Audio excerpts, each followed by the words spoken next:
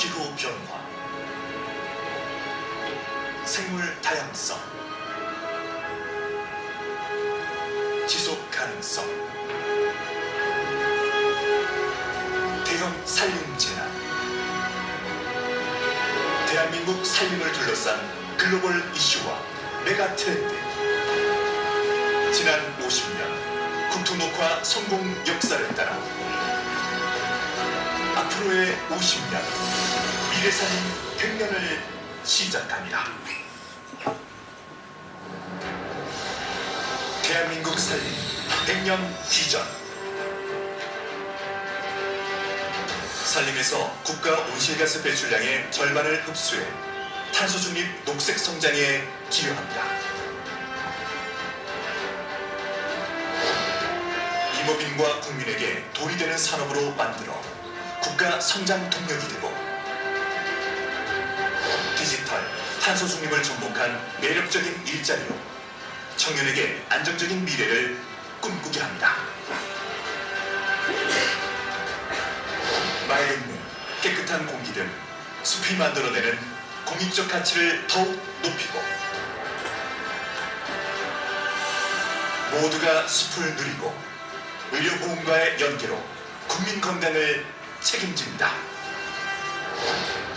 내 주변 5분 거리, 어디서든 숲을 느끼고 스마트 기술을 활용해 산림 재난 피해를 절반으로 감소시켜 국민의 생명과 안전을 지킵니다. 농림위성, 빅데이터를 활용해 지상과 우주를 연결하고 대한민국은 세계 5대 산림과 기술 강국으로 거듭납니다.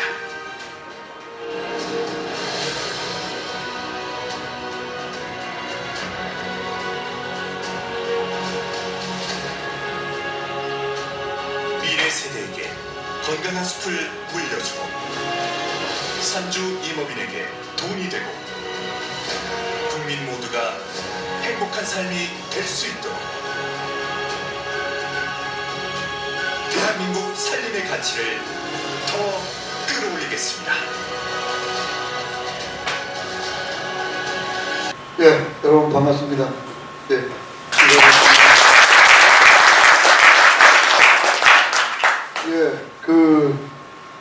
작년 이맘때 또 왔었는데 그때도 눈이 굉장히 많이 왔었고 오늘은 지금 오고 있고 그래서 계산하면 편하게 와서 여러분들 함께 해라는 것 같습니다. 그래서 오늘도 원래 이제 산불 조심 기간이 12월 15일 날 어제 이제 끝나는 날이고 이제 오늘부터 1월 30일까지는 우리 전국의 산림 공직자 또 산불과 함께 하시는 분들이 조금 더 쉬었다가 내년 2월 1일부터 다시 산불과의 전쟁을 하도록 그렇게 돼 있는데 이제 모르겠어요. 일기예보가 작년 같은 경우는 거의 분비가 안 와서 그냥 이어졌어요. 산불이. 지금은 이제 오늘 아침 일기예보를 보니까 전국에 눈비가 오니까 마음이 얼마나 포근한지 모르겠습니다. 편안한 마음으로 여러분들과 우리 숲에 대해서 얘기하도록 그렇게 하겠습니다. 아까 여러분들 동영상을 보셨지만 올해가 이제 산림청이 67년도에 이제 신설이 돼서 그동안에는 이제 나무는 조금씩 심어왔습니다. 왜? 그 전에 우리가 사실은 산림 황폐화가 조선시대부터 이렇게 산림이 굉장히 이렇게 이런 거죠. 베기만 하고 심지 않은 이제 황폐가 되는 그리고 또 뭐 일제 또 6.25 전쟁 거쳐가면서 계속 산림이 이제 황폐화 되어 왔는데 그래서 이제 나무를 심자 산을 좀 제대로 가꾸자 그런 차원에서 이제 산림청이 67년도에 발족이 되었는데 본격적으로 정부가 계획을 세워서 또 온 국민이 아주 열정적으로 참여해서 본격적으로 나무를 심은 지는 이제 올해가 딱 50년 되는 해입니다. 1973년에 저희가 제1차 치산녹화 10년계 그리고 또 다른 말로 하면 국토녹화 계획을 세우고 그 당시에는 세 가지 바퀴가 함께 저는 돌아갔다 어디 가서 맨날 그 말씀을 드리는데 산림 분야에서는 국토녹화 계획, 제2차 취산녹화 10년 계획이 이제 73년에 시작을 했고요. 그 다음에 이제 정부 전체는 경제개발 5개년 계획이 이제 본격적으로 시작을 했고 또 새마을운동이 본격적으로 시작한 해다.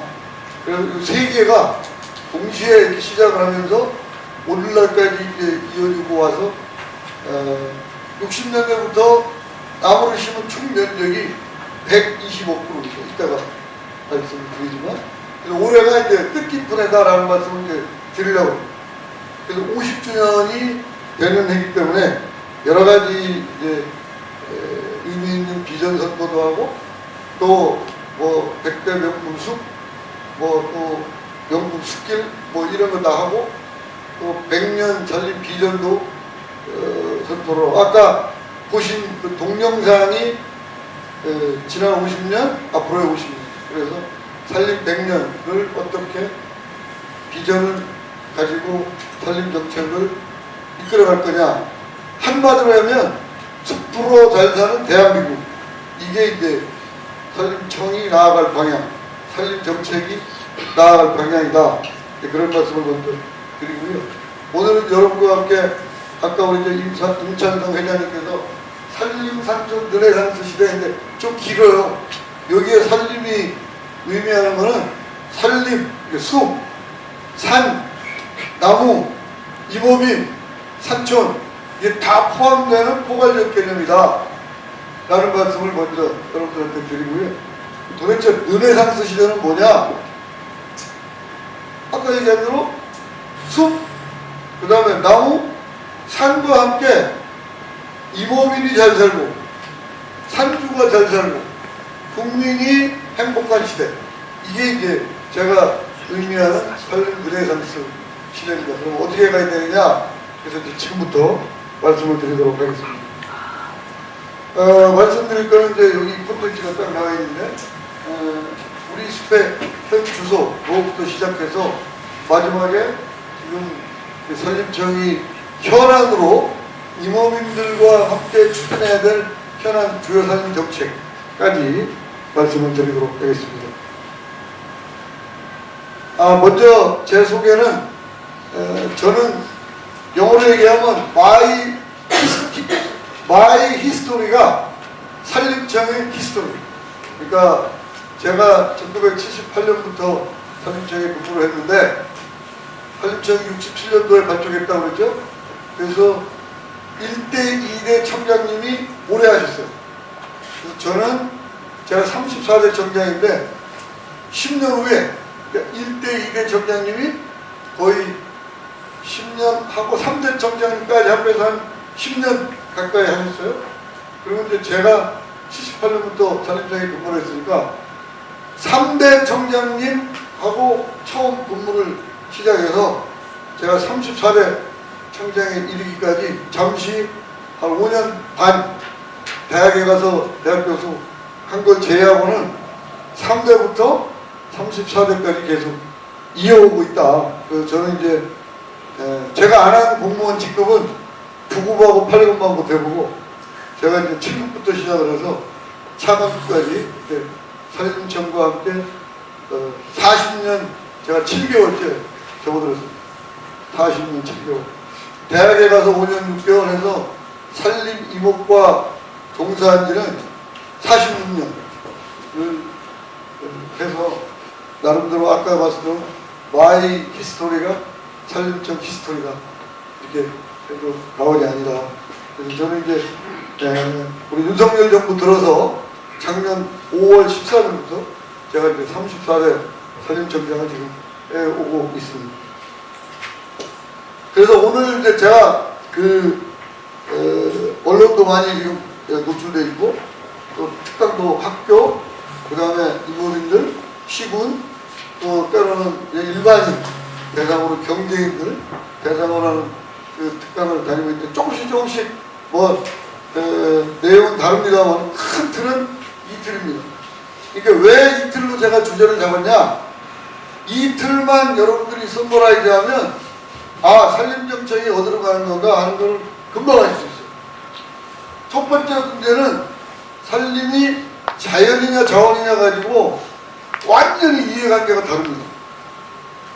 제가 학교에 대학 교수를 그것도 산림자원학과 교수를 5년 반 했는데 3학년 전공 학생들을 많이 가르쳤어요.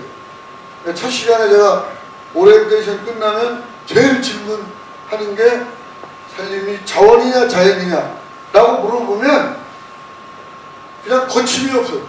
뭐라고 답하겠어요? 어?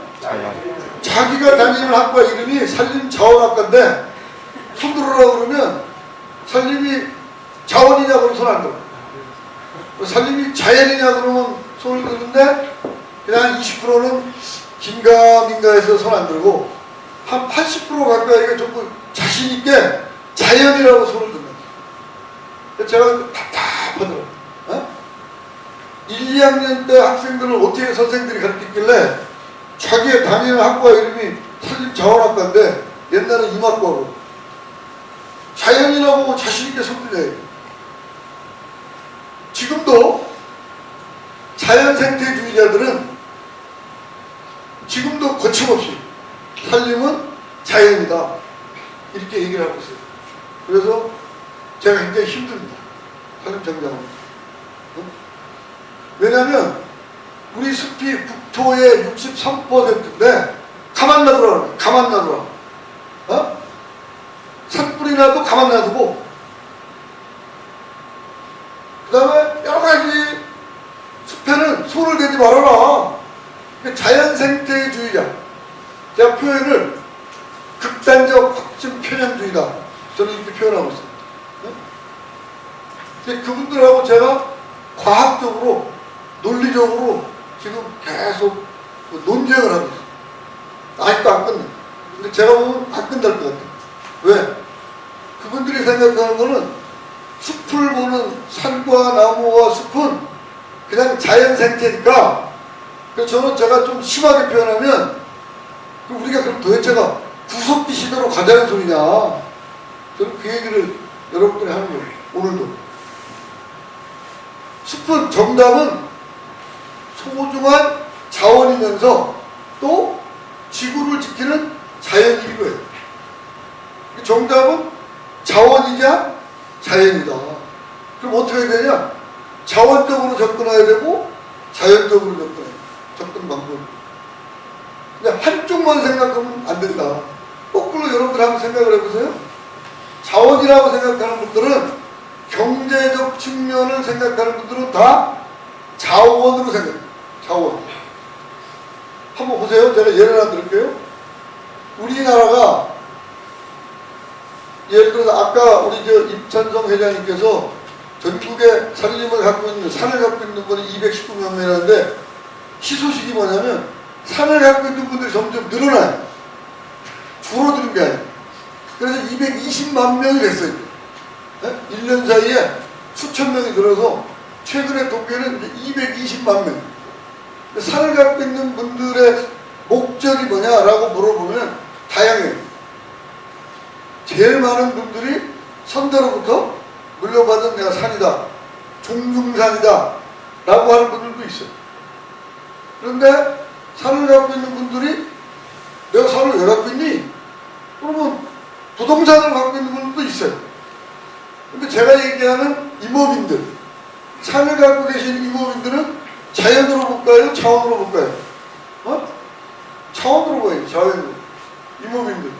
제가 볼 때는 산주와 임업인들은 전부 부동산이든 종중산이든 거기에서 업을 하시든 또 산천으로 귀촌하시는 분들은 자연으로 보면 귀촌하시는 분도 있겠죠.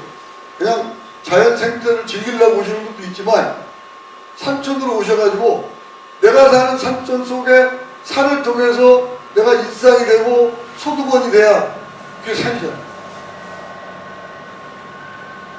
그래서 저는 그거를 자원으로 본다. 두 번째, 원래 저 산림 정책의 전 세계 트렌드는 몇 가지 전통적으로 미션이 있어요.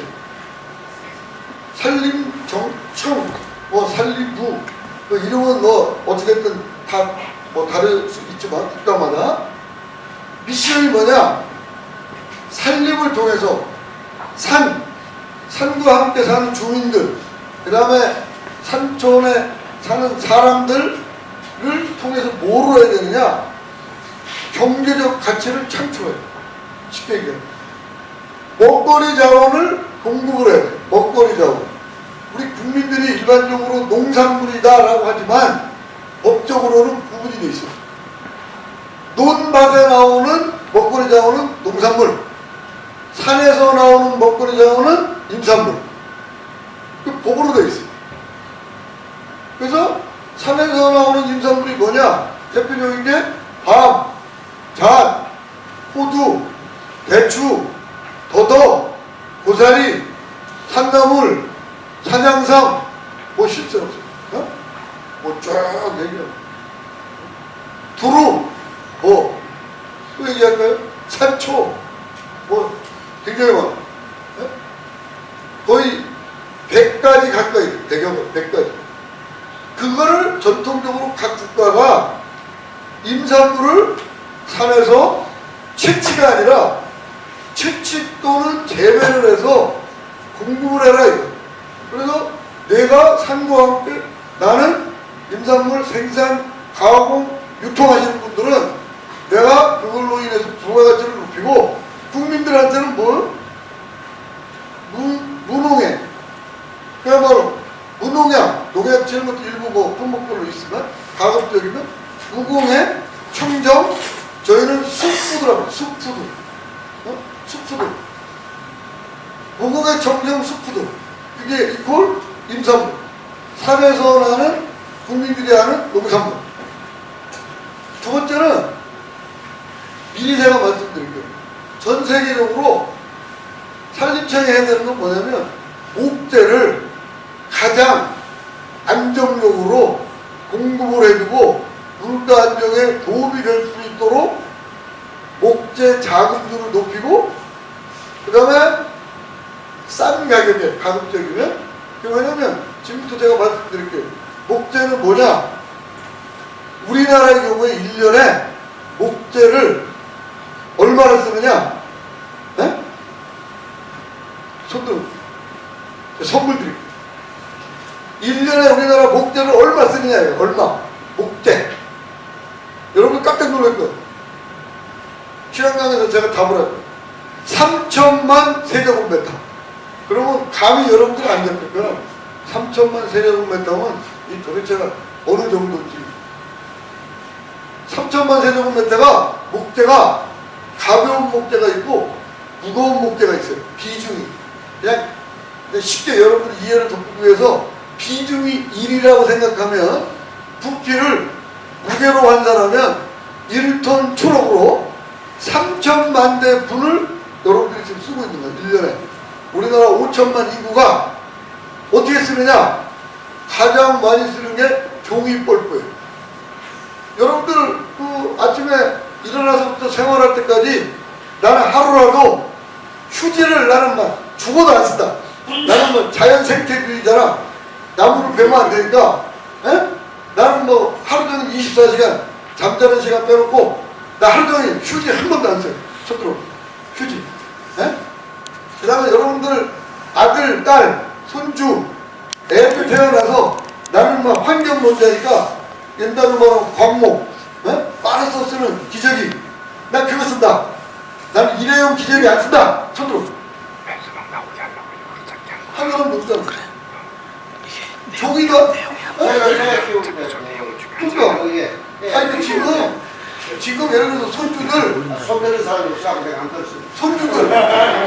손주들 나는 자연 생태주의자니까 난 지구를 생각해야 돼. 나무 베면 안 돼. 나라도 광목 옛날 광목 빨아서 쓰는 재생 그거 쓰다 쓰세요 지금? 지금은 안 쓰죠. 그러니까 지금 안 쓰잖아. 애들이 바꾸거든. 바꿨으니까. 지금 그렇게 쓰는 사람 있어요 없어요? 없어요. 그 다음에 나는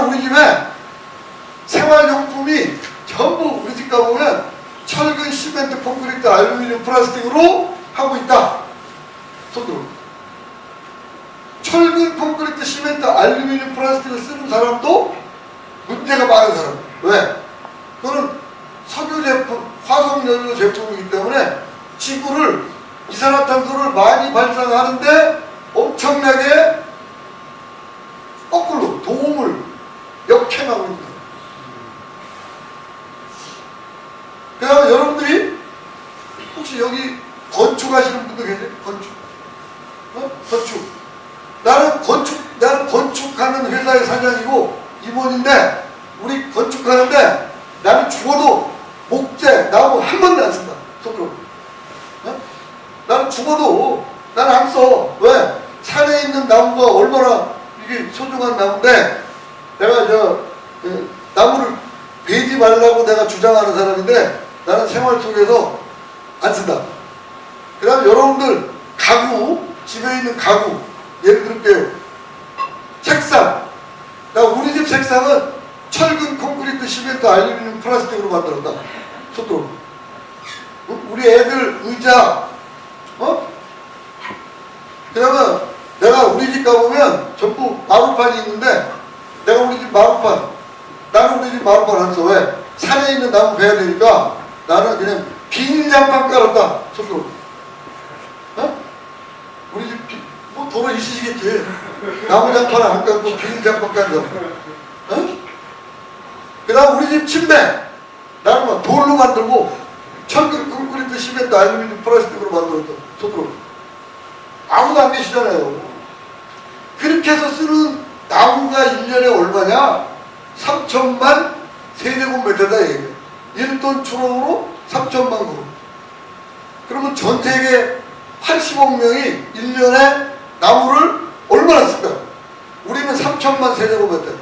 가까운 일본은 얼마나 쓸까? 일본. 제가 한번 알아봤죠. 우리는 5천만 인구가, 일본은 인구가 1억 2천이에요. 그러면 우리는 3천만 그루. 유출을 해보세요. 여러분. 그렇지. 8천만에서 9천만. 우리도 아까 제가 3천만이라는 거 여러분들이 이해하기 쉽게 해는 거야. 그때 따라 약간씩 달라요. 2,500만에서 3천만이 조금 넘을 때도 있어요. 평균적으로 3천만. 일본은 8천만에서 9천만. 비교를 할게요. 자, 우리나라 목재를 얼마나 쓸까요? 퍼센트로. 3천만 세제곱 목재가 아까처럼 종이도 만들고, 뭐 휴지도 써야 되고, 기저귀도 써야 되고, 뭐 공사판에도 써야 되고, 가구도 만들고, 뭐 기타 등등. 나무를 안 내면 당장 여러분들이 지금 교재 없이 그냥 컴퓨터로만 해야 돼. 온라인. 나무가 없으면 여러분들 서적 책 있지, 책 만들 수 있을 거예요, 없어? 나무를 안 베면. 그 다음에 제가 언론사 사장님 보고 그 얘기 했어요. 나무를 안 베면 저 신문용지가 나올 거 아니에요. 온라인으로 인터넷으로만 해야 돼. 그러니까 언론사 윤전기는 돌아갈 수가 있어요, 없어요? 없어. 일상생활에. 그렇게 해서 쓰는 게 3천만 세제곱미터다. 일본은 얼마? 8천에서 9천만. 근데 우리는 작업률이 제가 답을 해드릴게요. 15%. 85%는 전부 어디서 돌아? 외국에서 돌아. 근데 달러가 하나로 바꾸면 얼마예요? 7조 원이라고. 7조 원. 1년에 우리 산이 63%가 산인데, 우리 산을 이따 강론에 가서 말씀드렸지만 여러 가지 원인이 있는데, 그 원인 중에 하나가 국민들이 나무를 못 피게. 나무만 벤다고 전부 신고해. 근데 자기 집 가서는 다 나무를 탔어. 이율 배반적인 얘기 안 해. 그래서 나무 베는 거에 대한 국민적 공감대 형성이 산림청 입장에서, 산림청장 입장에서 가장 급속. 다른 거는 시간이 걸려. 이거는 국민들만 동의해 주시면 금방 해결돼. 자, 딱 일본은 몇 퍼센트 자기 나라 나무 쓸 거예요? 일본은 42%. 그러면 일본 사람은 지구를 안 지키고 우리는 지구를 지키려고 나무를 안 베요? 손 들어보라니까. 일본의 숲은 자기 나라 나무를 거의 8천만, 9천만 세제곱미터 나무 중에 삼나무, 편백 등등해서 자기 나라 나무로 42%를 쓰는데 우리나라는 못 피게 하니까 15%밖에 못 핀다니까. 자, 또 한 번 얘기할게요. 여러분들 농사를 이게 뭐라지? 복합영농을 하시잖아. 네? 농사를 짓고 축산도 하시고 임업도 하시고 다 하실 분들이 요새 많잖아. 그러면 자, 질문을 할게요. 여러분의 논농사 진도를 가을에 추수를 하면 뭐라고 해요, 안 해요? 아니, 멋있었잖아. 보리도 있고, 막, 이게 유채도 심고, 그 다음에 뭐 화해도 심고, 쫙 심었어요. 고기가 얼마나 좋아. 에? 근데 그걸 가만 놔둬, 그냥? 배요, 안 배? 왜 배? 왜 배? 어? 근데 산은 나무 심어서 무려 220만 명이 자기 산인데 나무를 베면 왜 뭐라 그래? 질문을 거꾸로 던지는 거야, 여러분들한테. 자, 논밭은 내가 돈 들여서 농사 졌다가 그냥 하면 돼. 근데 왜 논밭에 있는 건 추수를 해도 되고 산에 있는 나무는 피우면 왜 안 돼?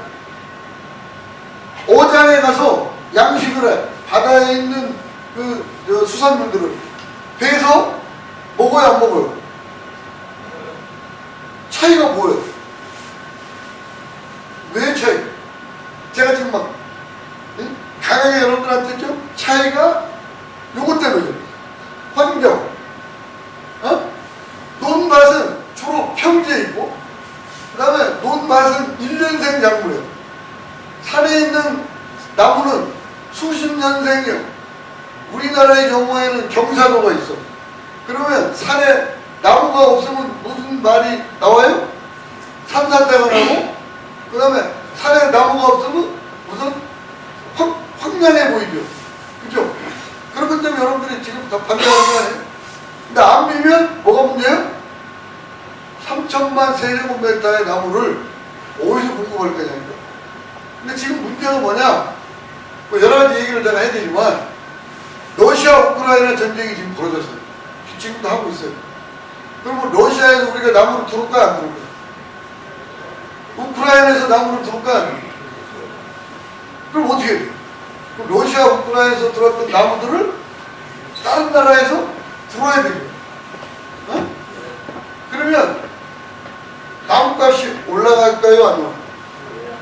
러시아 우크라이나에 나무를 갖고 여기 와서 공사에 쓰는 사람, 가구에 쓰는 사람, 기타 생활용품으로 쓰는 사람 어떻게 해요? 그 사람 수입선을 딴 데로 바꿔야 돼요. 근데 그 수입선이 금방 할 수 있으면 되는데 안 팔아. 근데 그 가격에 안 팔아. 그럼 어떻게 해요? 올라가요. 우리나라 나무가 공급된다 그러면 어떻게 해요? 우리나라 나무가 그걸 공급한다면 제가 얘기가 그 얘기를 자꾸 오늘의 핵심이 여러 가지가 있는데 왜 여러분들한테 시간을 많이 투입해서 그 얘기를 하느냐? 이것 때문에 자연이냐 자원이냐 경제냐 환경이냐 어디에 초점을 맞추냐에 따라서 완전히 정책이 다릅니다. 그럼 정답은 또 뭐냐? 산림정책은 경제정책과 환경정책을 골고루 경제에도 기여를 해야 되고 환경에도 기여를 할 수 있도록 균형점에서 그게 글로벌 스탠다드가 뭐냐면 보존해야 될 산, 보존해야 될 숲 반드시 보존하고 나머지 산, 그 다음에 숲은 지속 가능하게 현 세대뿐만 아니라 후세대를 위해서 활용해야 된다라는 게 글로벌 스탠다드인데 제가 아까 모두 발언에서 말씀드렸지만 그동안에 극단적인 몇몇 분들이 지금도 산은 가만히 놔둬라 베지도 말고 나무를 왜 있는 나무를 시잘도 없이 베서 하고 있느냐? 좀 이렇게 하고 있어요. 예를 하나 들게요. 최근에 있는 여기 뒤에 가서 빨빨 넘어. 여러분들이 우리나라의 100대 명품 숲, 그 다음에 여러분들이 말씀드리라는 100대 한국관광공사에서 얘기하는 100대 예를 들어서 관광지가 되면 괴산의 산촌이 살아날까요? 아니면 그냥 괴산에 있는 숲은 그냥 가만 놔도 자연 그대로 놔도. 자, 손 들어보세요. 자, 우리는 괴산에 있는 숲은 가만 놔둬야 돼. 손 들어. 그냥 우리는 자연주의자야. 나는 괴산에 있는 숲은 어떤 숲이든 그냥 가만 놔둬. 손 들어. 아니야. 우리의 괴산에 있는 숲은 보존해야 될 숲은 보존하고 나머지 숲은 지속 가능에 이용하고 많은 전국에 있는 국민들이 찾아와서 이 괴산의 경제가 좋아지고 괴산의 지역 주민들의 삶이 좋아지고 소득이 올라가고 어떻게 좋아? 명품 숲으로 탈바꿈 해주는 게 좋다고 생각하시는 분들. 아니다. 나는 그냥 괴산에 있는 산과 나무와 숲은 가만 놔둬라. 손들어. 이거 제가 좀 굉장히 힘이 들어요. 예를 들면 인제 자작나무 숲, 제가 말씀드렸는데 인제 자작나무 숲은 거기가 1970년대, 80년대, 90년대까지 소나무를 임했어요. 소나무 자연림. 근데 솔리부파리가 왔어. 소나무가 다 죽었어. 그래서 그때 우리 저 선배 공직자들, 지역 주민들 의견 다 들어서 야, 여기 소나무 심지 말고 여기는 추운 지방이니까 자작나무를 심자. 그래가지고 자작나무를 거의 80만 그루 가까이 심었어요. 오늘이 산림청이 지정한 국토목과 50주년 기념 대한민국 100대 명품 숲 중에 하나고, 그 다음에 한국관광공사에서 지정한 백선 안에 들어가 있는 명품 관광지역 자작나무 숲이 국민들로부터 사랑받는. 사셨어요, 안 했어요? 인제군 직원들은 인제군에 있는 그 군민들은 너무너무 좋아해. 인제 자작나무 숲이 있음으로 해서 봄, 여름, 가을, 겨울 많은 사람들로부터 사랑받고 인제 경제가 살아나고. 근데 일부에서는 왜 그 멀쩡한 소나무 베고 자작나무 숲 왜 조성했냐? 첫째. 두 번째, 그 옆에 화렵수림이 있었는데 화렵수림을 베고 왜 다시 자작나무 후계림을 지정하려고 산림을 나무를 베느냐? 여러분들이 산 주인이고 여러분들이 군수님 같으면 어떻게 하겠어요? 명품 숲을 계속해서 보존하고 그 다음에 이용해서 우리 지역에 찾아오는 사람들이 많고 국민들이 삶의 질이 높고 내가 행복감을 느끼는 게 좋겠어요. 그냥 자연님으로 그냥 가만 놔둬서 있는 게 좋겠어요. 이게 지금 제가 말씀을 못 드릴 것 같아서 문제 제기만 하는 거예요. 지금 이게 바로 경제와 환경, 그 다음에 이제 공익과 사익. 시간이 빨리. 공익과 사익. 자, 여러분들이 산을 갖고 있어. 그러면 정부가 공익을 위해서 내 사유재산을 침해를 해. 그럼 여러분들은 가만히 있겠어요? 안 있겠어요? 지금도 여러분들이 내가 산이 있는데 공익용 산지라 나는 내가 세금만 내고 나는 내가 산림 경영하는데 손도 못 댄다. 손으로. 그런 산이 있는 또 이렇게 계시잖아. 얘기를 하고 그래서 내 대신에. 그러면 공익을 위해서 사익이 희생돼야 돼, 안 돼? 희생되면 안 되죠. 지금 자유민주주의 시장 경제인데. 제가 부르짖는 게 그거야. 당연하지. 제가 얘기하는 게 그거라니까. 공익을 위해서 코로나 때 공익을 위해서 이동 제한도 하고 다음에 영업장 문 일찍 닫으라고. 그 다음에 닫으라고 그랬죠. 근데 여러분들 습해야 되진 않지만 보상을 만족스럽지는 않지만 정부가 보상해줬어 안 해줬어? 해줬지. 마찬가지예요. 공익을 위해서 사익이 희생되는 분들한테는 만족스럽지는 않지만 정부가 제도적으로 그분들한테 어떻게 해야 돼? 보상을 어떤 방식이든 어? 어때요? 안 보세요? 아, 2집 내면 딴 데가 박수 치는데 여기 박수 안 쳐.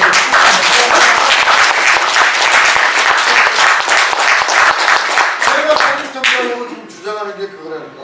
당연히 산과 나무와 숲은 자연이면서 자원이고 경제에 도움이 되지만 환경을 또 중시해야 되고 그 다음에 220만 산을 갖고 있는 분들의 자유민주주의 시장 경제를 보장을 해줘야 돼요.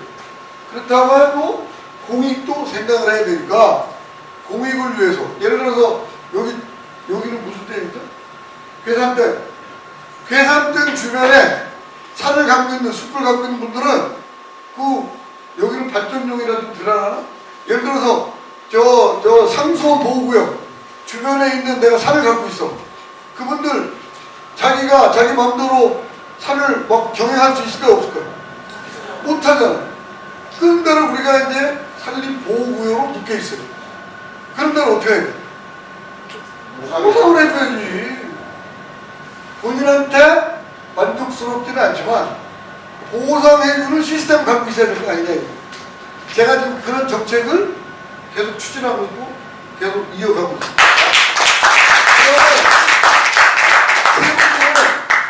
기후변화 탄소 중립에 뭐니 해도 우리의 숲. 그 다음에 생물 다양성 우리의 뭐요? 숲.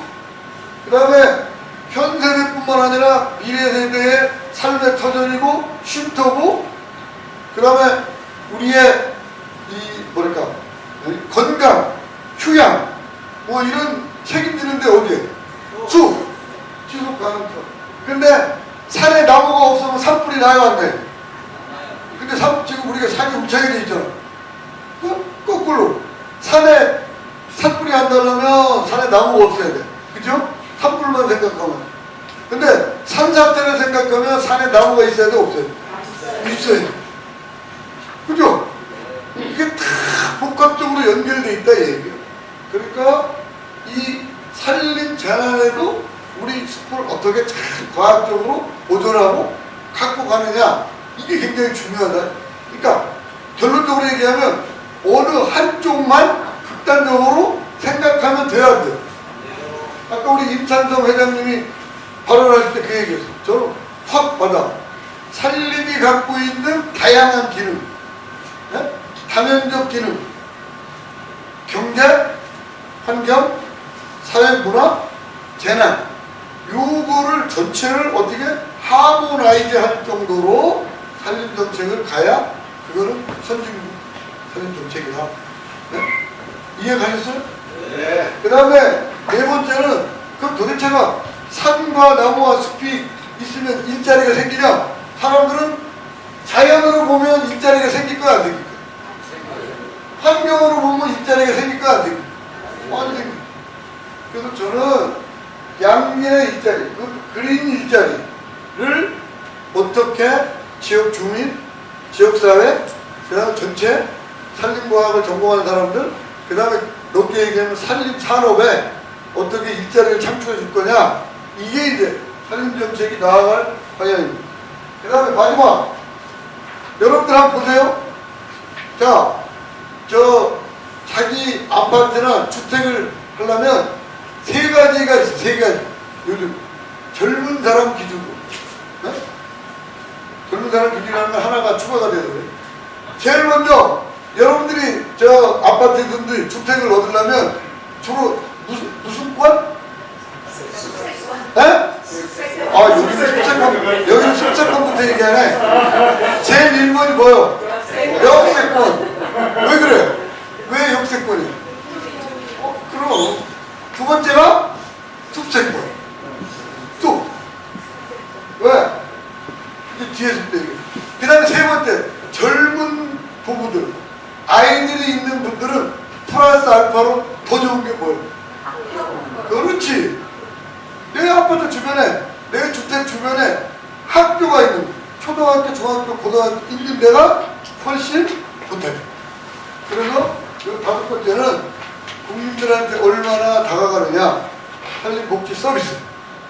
요 전체가 이제 오늘 강의 끝이야. 기회 안 해도 돼. 그냥 더 할까요? 네. 지금부터 할게요. 근데 좀 빨리빨리 가야 돼. 시간이 빨리빨리 가야 돼. 요거는 여러분들이 다 아시니까 지금도 예를 들어서 우리가 숲을 잘 안 갖고 왔으면 지금도 요런 땅이 있을 거예요. 그죠? 근데 우리는 아까 제가 말씀드린 것처럼 우리 정부가 또 계획을 세우고 온 국민이 참여하고 또 임원민들이 애국심을 발휘해서 요런 숲이 되었어요. 어? 근데 문제가 이거예요. 이거 얘기하면 또 저한테 막 댓글 거는 사람도 있어요. 뭐 이게 어떻다는 거냐 이건데 여러분들이 한번 보세요. 지금 합계 출산율이 얼마라고요? 우리나라? 근데 그게 문제 돼요 안 돼요? 왜 문제 돼요? 인구가 소멸되고 못해서 왜 문제 돼요? 똑같다니까. 여기도 지금 우리 숲도 가장 전 세계적으로 건강한 숲이 되고 가치 있는 숲. 제가 얘기하는 그 가치라는 거는 경제적 가치, 환경적 가치, 사회 문화적 가치. 재난에도 건강한 숲이 되려면 어떻게 돼요?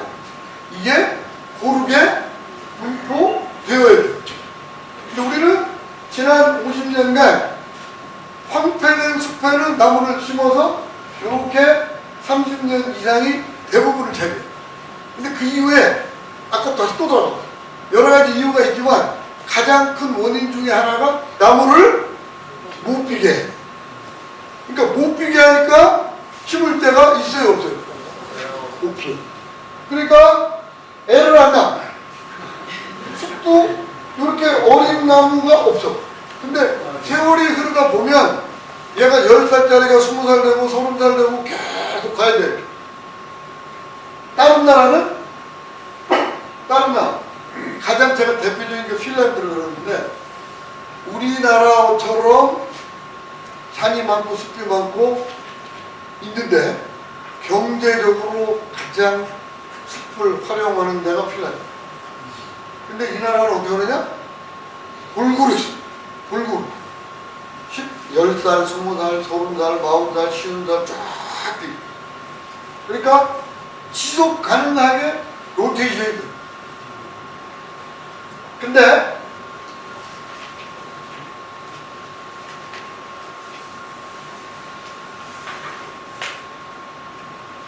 양쪽을 한번 보세요. 산림이 갖고 있는 기능이 뭐라고 그랬죠? 경제적 기능, 또 환경적 기능, 사회 문화적 기능. 그렇죠? 자, 이산화탄소 흡수량만 보면 그 중에 하나야. 아까 경제, 환경, 사회 문화 중에 이게 하나인데 과학자들이 분석을 해보니까 30살 넘어 있는 나무는 점점점 이산화탄소 흡수량이 줄어든대요. 어?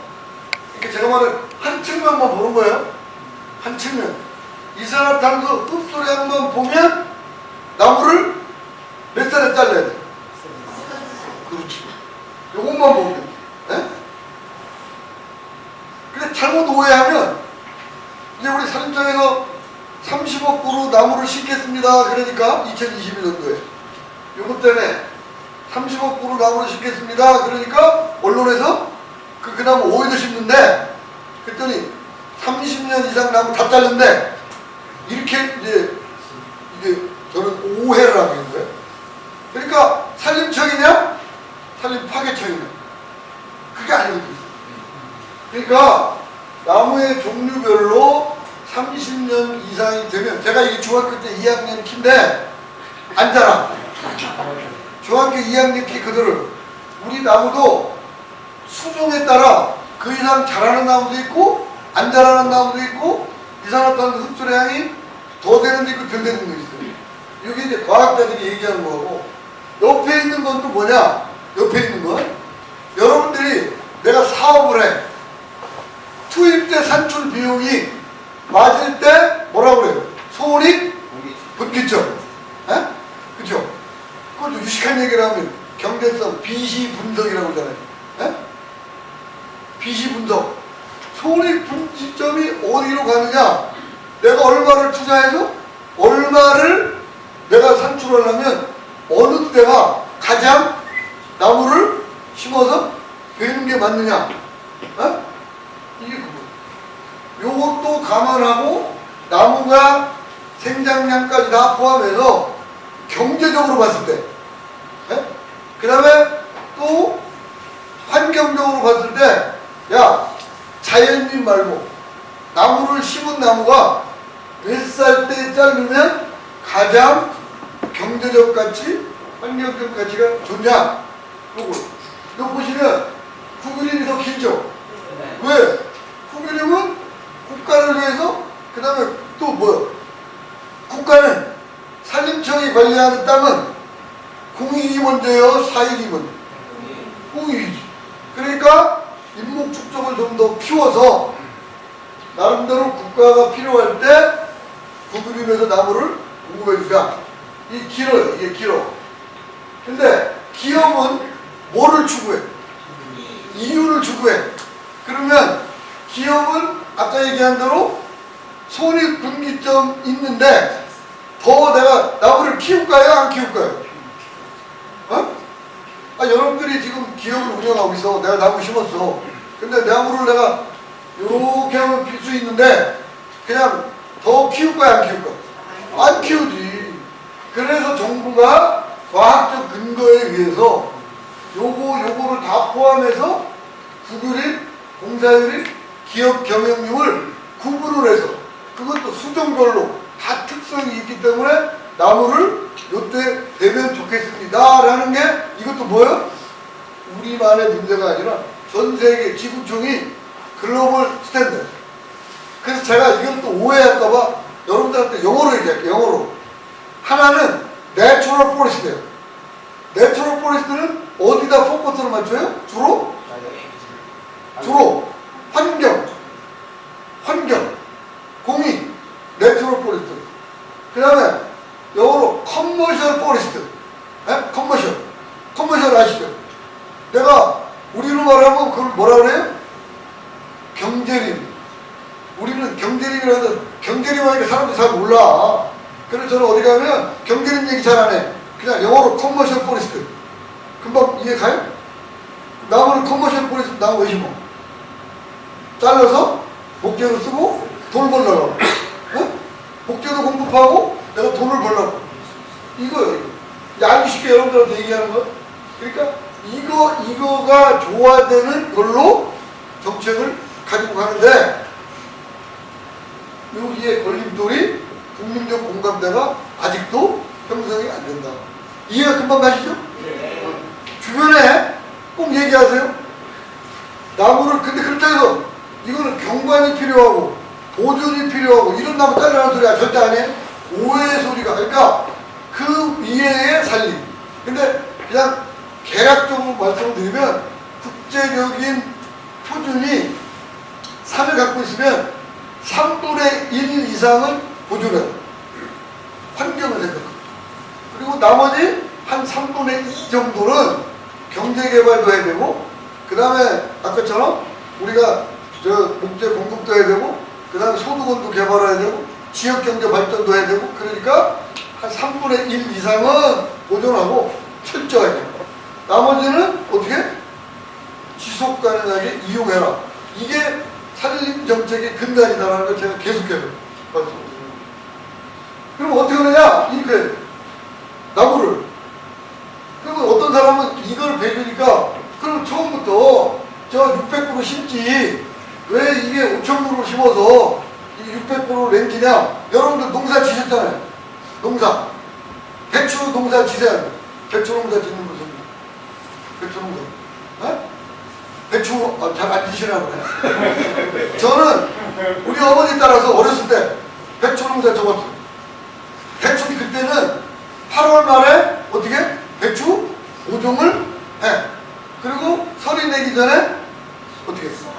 김장해야 되니까 수확을 해야 되니까. 그러면 처음부터 600포기를 하지 왜 5000포기를 해? 왜 그렇게 했어? 이만한 땅에 처음부터 내가 오늘 내가 김장하고 이 김장 배추를 바깥에 나가서 팔아야 돼. 돈을 벌려면. 그럼 처음부터 내가 나는 필요한 게 600포기야. 그 600포기만 심으면 되지. 왜 5000그루를 심어요? 왜 심겠어요? 그게 뭐요? 생물학이야, 생물학. 좀 고급스럽게 얘기하면. 처음부터 600그루를 심으면 이 나무가 제대로 자랄까요, 안 자랄까요? 왜 안 자라? 여기 좁고, 여기 좁고, 여기 좁고 하나 있으니까 얘가 어떻게? 경쟁을 해요, 안 해? 안 해. 내가 잘하고 싶은 대로 자라. 에? 어떻게 자라? 삐뚤빼뚤 잘하고, 그래서 우리 전문 용어로 뭐라 그러냐? 통목이라고 해요, 통목. 근데 5000그루를 심으면 어떻게 될까요? 서로 경쟁을 해. 내가 햇빛도 봐야 되고, 물도, 영양분도 뽑아야 돼. 이해가 금방 가세요? 옛날 생물학 배웠죠? 물, 공기, 햇빛, 그 다음 플러스 뭐예요? 영양분. 그러니까 1헥타에 3000평에 수종들로 다른데 5000그루를 심는 게 많아. 지금은 3000그루, 2000그루 심는 수종도 있어요. 근데 가정을 5000그루를 하는 거야. 근데 얘가 어렸을 때는 뭐 봐? 우유로만 계속 뽑아. 왜? 옆에 이게 붙어 있으니까 너보다 내가 빨리 자랄 거야. 그래가지고 막 먼저 물도 많이 먹고 햇빛도 많이 보고 영양분도 많이 뿌려먹어. 그러면 중간에 어떻게 해야 돼? 거기에서 경쟁해서 진 나무가 있을까 없을까? 비하죠. 비하죠. 안 비면 경쟁에서 이긴 나무나 경쟁에서나 똑같이 계속해서 요 될 때까지 안 비잖아요. 자, 제가 예를 하나 드릴게요. 여기에 어린애 요 면적에 어린애 3살짜리 어린애가 요 면적에 5000명이 서 있다고 가정을 해. 예?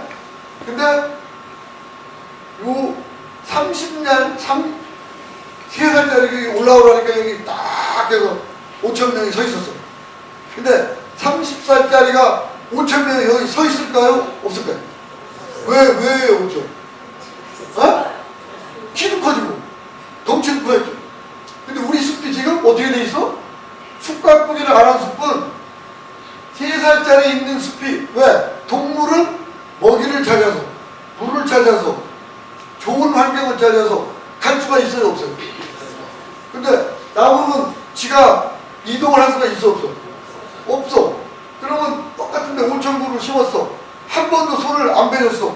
그러면 걔가 지금 몇 년이 됐어? 아까 30년 넘은 나무가 많죠? 그러면 그 나무가 어땠을 거예요? 한번 여러분 상상을 해봐. 에? 죽고 그 다음에 살아있는 나무는 어떻게 해? 하늘하지. 그러니까 그렇지. 때로는 키도 못 커. 이제 왜? 먹을 게 없어. 요 면적에 똑같은 지하수 숲속에 산속에 있는 물을 빨아 올려야 되는데 뿌리를 아무리 빨아 올려봐야 어떻게 해? 그러니까는 메말라 죽고 목말라 죽고 영양식도 걸리고 다 그래. 이게 제가 얘기하는 게 아니라 이게 과학이에요. 근데 이 나무를 베지 말라고 못하냐니까? 숲가꾸기를 하지 말라고 못하냐? 과장님 어떻게 해야 됩니까? 안 됩니다. 제가 알고 싶게 여러분들 아주 쉽게 설명하죠? 네. 근데 더 이상 설명 안 해도 되겠죠? 네. 그러면 또 뭐 있냐? 요거 요 밑에 보세요. 그러면 요걸 한번 보세요. 숲가꾸기를 하는 데는 30년짜리가 요만해져. 안 자라. 왜? 경쟁을 옆에 막 이거 어떻게 이 칼투가 없고 그 다음에 숲가꾸기를 할 때는 어떻게 해야 돼? 이렇게 가지치기를 왜 해요?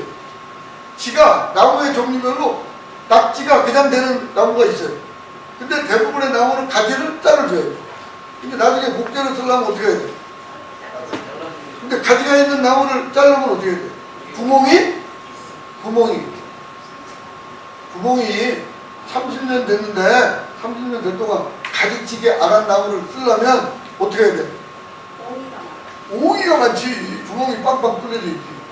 근데 때에 따라서 가지치기를 해주면 어떻게? 우리가 여기 상처 났어. 예? 약을 발라주면 어떻게? 치유가 되죠. 가만히 있어도 치유가 돼야 안 돼. 자연 치유가 되는데 뭐가 생겨? 흉터가 생겨. 여기는 얘는 영리해서 흉터도 안 생겨. 지가 알아서 안으로 지금 다 들어가 있어. 그러니까 옹이도 없어요. 제때 가지치기도 해줘야 돼. 그 다음에 이렇게 간벌 해주면 탄소 흡수량도 여러분들이 이 5,000그루가 탄소 흡수량이 많을 것 같아요. 600그루가 많을 것 같아요.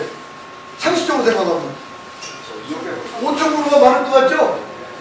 600그루가 더 많네. 이 탄소 흡수량이. 제 얘기가 아니라 과학자들의 연구 결과라니까. 그 다음에 물이 5,000그루가 있는 그 숲이 물이 많을까요? 600그루가 있는 데가 물이 많을까요? 여러분들 요 얘기하면 또 아하 그럴 거예요. 여러분들 저 뭐냐면 옛날 저 어렸을 때는 겨울에 숲 속에 쫙 물이 내려왔네요. 요새는 물이 내려왔네요. 왜 안 내려올 거예요? 나무가 다 빨아먹어서 그런 거예요. 어? 이해가 금방 맞아요? 네. 그러니까 물 공급량도 늘리고 물의 질도 늘리려면 뭐를 해야 돼요? 중간중간에 속과 배기등 숲을 갖고 줘야 돼요. 이게 제 얘기가 아니라니까 과학자들 얘기. 더 이상 얘기 안 해도 되겠죠? 예. 자, 이거 다 넘어가고. 그 다음에 요거는 뭐냐? 또 얘기야. 아까 우리나라는 1년에 자라는 나무가 양이 아까 다시 복습을 해야 돼. 1년에 우리가 나무를 얼마 쓴다고요? 목대를? 근데 1년에 우리가 자라는 나무가 얼마냐? 2천만 내지 3천만 세제곱미터의 나무가 자라고 있어. 어? 그러면 자란 만큼만 베내면 본전은 있어요, 없어요? 근데 얼마가 있어? 우리나라 나무를 가르쳐줄게. 우리나라 나무를 다 베면 10억 세제곱미터의 나무가 나와. 10억 세제곱미터의 나무가 나오는데 1년에 쓰는 목재의 양이 얼마? 3천만. 근데 그 중에 15%만 우리 거 쓰고 85%는 수입한다고 그랬죠. 다른 나라는 어떻게 그러냐? 자기 자란 만큼의 80%, 100% 가까이를 다 나무를 베서 쓰고. 우리나라는 이유가 이렇게 목재 자금률이 낮은 이유가 첫째, 둘째, 셋째 있어요. 첫 번째는 외국의 경우는 200년 된 숲이야. 일본도 거의 150에서 200년 됐어요. 유럽의 저 숲은 거의 200년에서 300년 된 숲이야. 우리는 몇 년 됐다고요? 50년. 두 번째는 외국에 가면 임도가 그 다음에 기계화를 할까요? 우리처럼 임도도 별로 없이 이게 사람이 아직도 지고 다니까요. 그리고 선진국으로 가면 갈수록 사회 길이 있고 임도가 있으니까 뭐가 돼요? 기계가 나가. 기계를 하려니까 오퍼레이터 기능이 세팅이 돼 있어. 그러면 한번 보세요. 똑같은 면적에 임도가 있고 기계화를 하면 나무 생산 비용이 적겠어요? 아니면 임도도 없고 그냥 가서 그냥 몸으로 이게 사람으로 하고 기계화 작업하는 돈이 어디가 더 들어가겠어요? 인건비가 지금 우리가 어마어마하잖아. 이걸 해야 돼. 사실 정치 앞으로 가야 돼. 세 번째는 저를 비롯해서 여러분들 때로는 언론이 좀 아까 제가 지금까지 얘기했던 과학에 기초한 얘기를 가지고 국민들을 설득시키고 이해를 증진시키는 과제를 합니다. 이게 다시 한번 연결하면 우리나라에서 이렇게 맹꾸라비야. 그 말은 뭐냐면 인목이 생장한 그 양만큼 우리는 못 빼. 왜 못 빼? 이런 것 때문에. 근데 다른 나라는 선진국으로 가면 갈수록 어떻게 했다고요? 인목이 자란 만큼 이상으로 어떻게 해서 자기 나라 나무를 쓴다. 여기서 뒤 가서 얘기하기 전에 하나 있거든요. 지금 전 세계적으로 아까 제가 계속 얘기했어요. 전극 콘크리트 시멘트 알루미늄 플라스틱 노래를 부르죠. 네? 그거 만들 때 어마어마한 이산화탄소가 발생해요. 나무는 베는 순간만 이산화탄소가 발생하고 탄소 배출. 나머지는 나무는 태우지만 않으면 어떻게 돼요? 산에 있는 거나 똑같아요. 우리는 몰라 그거를. 산에 있는 나무를 베는 순간에 잠깐만 이산화탄소가 발생하는데 나무를 아까처럼 여기처럼 이렇게 생활 속에 목재, 가구, 건축자재 태우지만 않으면 그거는 그대로 있어요. 다른 건 뭐냐? 자른 나무는 뭘 못해? 탄소 동화작용을 못한다는 거 말고는 똑같아요.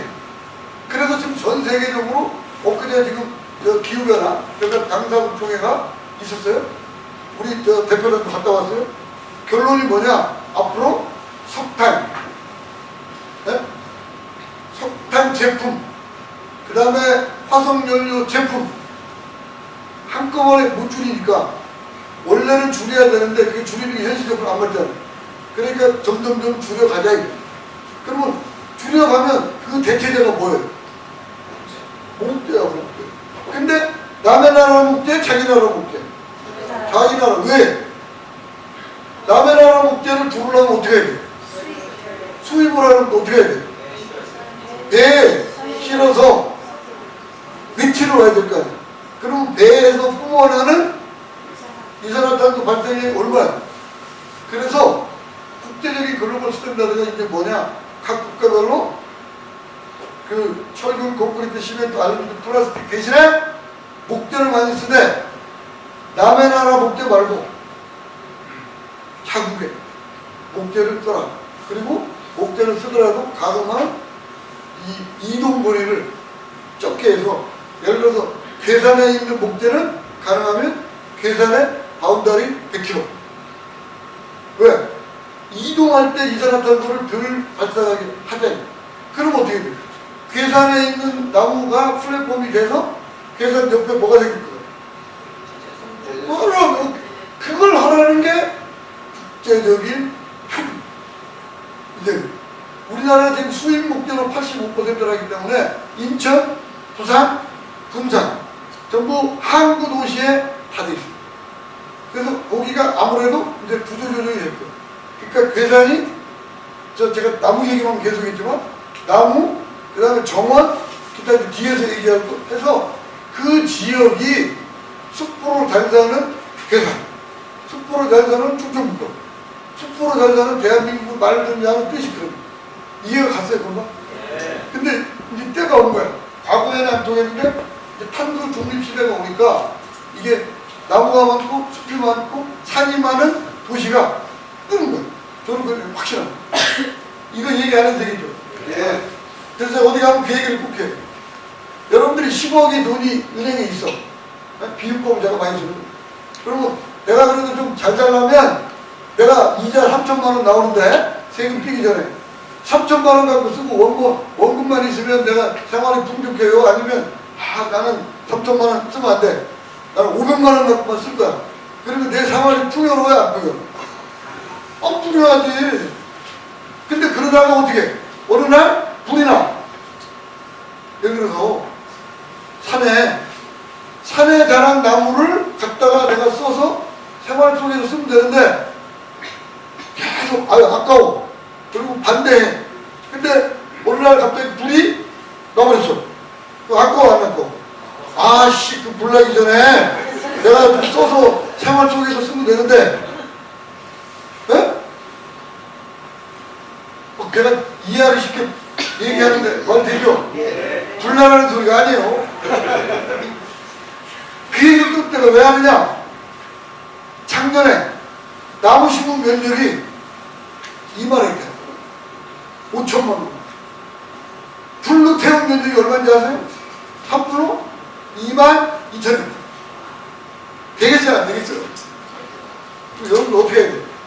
불 내지 않도록 여러분들이 주변에 많이 경호해. 여기 이장님 혹시 거기 이장님. 그래서 야 시험 그래서 이제 어떻게 그러냐 이 얘기 나온 끝에 산불이 나는 원인 중에 3분의 1이 전부 시골에 농작물 쓰레기 태우는 고추대, 깻대, 꽁대, 옥수수대, 그 다음에 비닐 이거 태우면 안 돼요. 법으로 금지돼 있어. 산림대 100m 이내에 태우면 산림 관련 법에 의해서 100만 원 이하의 과태료 내야 되고, 그 다음에 환경부 법에 의해서 미세먼지 때문에 쓰레기 태우면 돼야 돼. 비닐 태우면 돼야 돼. 그래서 저희가 지금 올 가을부터 내년 1월까지 산림청하고 지자체하고 농진청이 합동으로 뭐를 해줘요?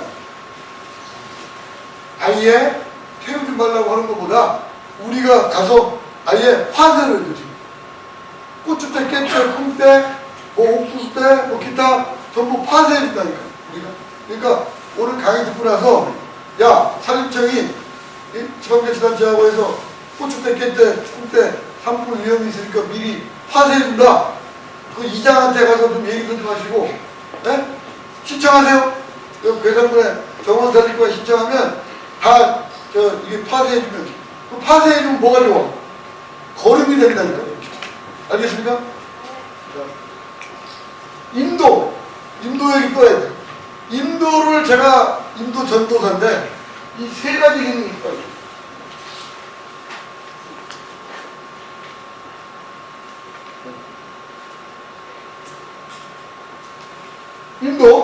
인도가 원래 시작한 거는 산림을 경영하는 거예요. 나무를 심고 가꾸고 베고 이용하는데 필요한 게 인도예요. 근데 최근에 나타는 뭐예요? 산불 진화를 위한 인도가 굉장히 필요하게 돼 있어요. 여러분들 보세요. 산불이 나면 제일 먼저 달려가는 게 뭐예요? 헬기. 우리나라 지금 가용 헬기가 국가가 총 한 200대 정도 가까이 돼요. 산림청이 갖고 있는 게 48대. 각 지방자치단체가 갖고 있는, 그러니까 민간 헬기를 임차해서 산불 조식기관만 지금 임대해서 쓰는 헬기가 73대. 소방청이 갖고 있는 헬기가 한 30대. 군이 갖고 있는 우리 산불 진화용 헬기가 한 30대.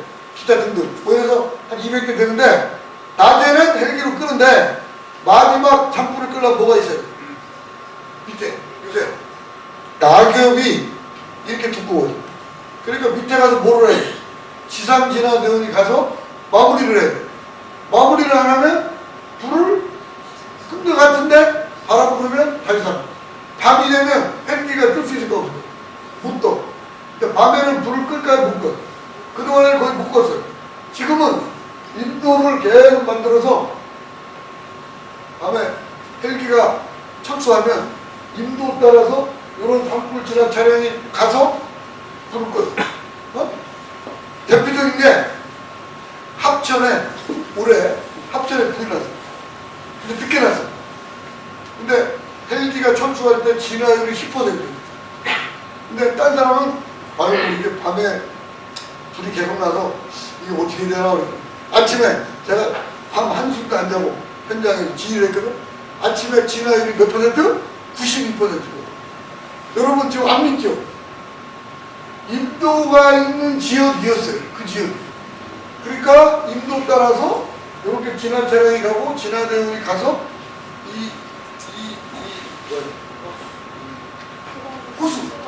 호수가 2km까지 한 10명 이상이 이걸 산 빛을 따라서 그분들이 밤새도록 작업을 해서 92% 껐어요. 그리고 그 다음날 동이 떠서 헬기가 와서 불을 껐어요. 금방 2시간 이내에. 근데 인도가 없는 지역, 예를 들어서 국립공원 지역, 제가 이제 예를 하나 드릴게요. 올해 그 산불이 났는데 어떻게 했냐? 지리산에 국립공원 경남 하동에 불이 났어요. 근데 거기는 한 40 몇 퍼센트 했었어요. 진화율이. 헬리콥터가 이제 밤에 철수했어. 인도가 있을까요? 없을까요? 국립공원이 없어. 그 다음날 아침 몇 퍼센트 했을까요? 50 몇 퍼센트. 근데 불상사가 일어났어. 인도가 없고 그냥 이게 등산로 따라서 가다가 60대의 산불 진화되어 돌아가 있어. 심정지. 그래서 중간에 제가 산불 진화되는 정보를 철수시켰어. 근데 그 다음날 아침에 헬기가 한 30대 가까이 왔어요. 헬기 투입했을까요? 못했을까요?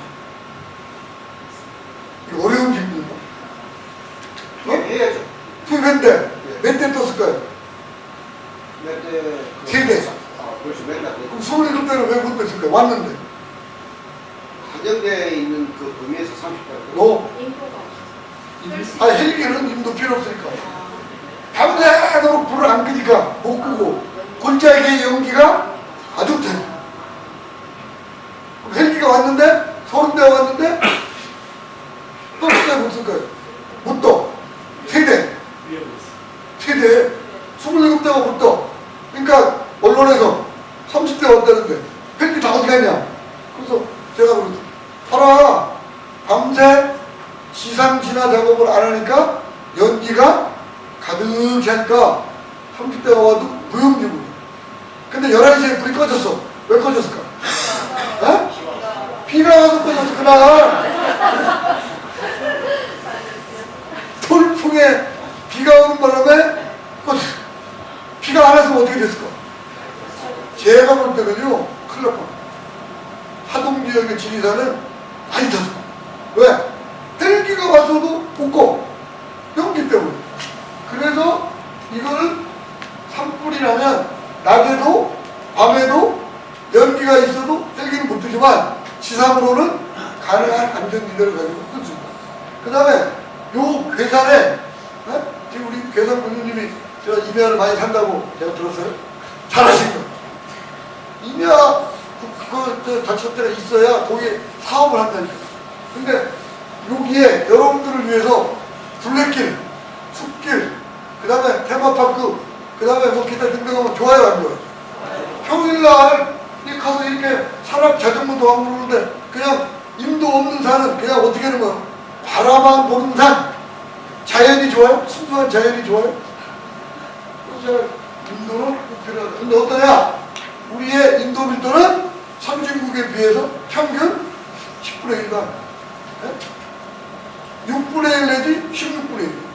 그러니까 그래서 왜 선진국은 인도를 저렇게 닦는데 이번에 우리 기자가 거기 갔다 왔어요. 독일하고 오스트리아하고 스위스를. 깜짝 놀라요. 여러분들이 스위스 그러면 뭐로 봐요? 알프스, 산악, 뭐요? 관광지죠. 그럼 관광지면 인도를 내야 돼, 안 돼? 네? 네. 관광지 나무를 비워야 돼, 안 돼? 네. 아, 관광지인데 왜 나무를 비워야 돼? 아, 어떻게 돼 있냐? 제가 아까 얘기했잖아. 제가 아까 얘기했잖아. 나무는 관광지, 생태적으로 필요한 지역, 보존해야 될 지역, 등산로 주변, 그 다음에 아까처럼 맑은 물이 필요한 그 댐 주변 꼭 보존을 해야 된다니까. 근데 그 숲도 어떻게 해야 돼? 생태적으로 건강하게 관리를 해야지. 가만 놔두면 제대로 된 숲이 된다 안 된다? 안 된다. 그래서 우리 기자가 깜짝 놀랐어요. 쫙 가니까 또 딴 데 가니까 임도 내고 뭐 벌채하고 나무 베고 운반하고 딴 세상에 딴 세상. 똑같은 산인데. 그러니까 우리 산을 구분을 해서 지역에 따라서 용도에 따라서 경제적으로도 쓰고 환경적으로도 쓰고 사회 문화 관광으로도 써야 된다 이겁니다. 제가 이제 공부 더 안 해도 되겠죠? 네. 이게 무슨 소리예요? 네, 이건 지워졌으니까. 근데 제 얘기가 아니라 자꾸 저는 이제 과학적으로 얘기하고 국제적인 표준을 얘기하는 거예요.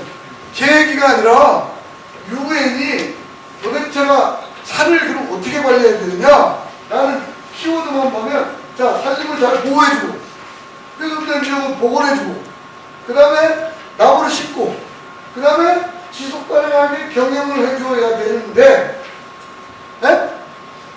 키워드가 이거예요.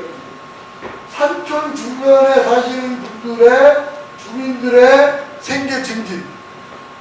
예를 들어서 괴산이 산이 76%. 괴산이 76%잖아.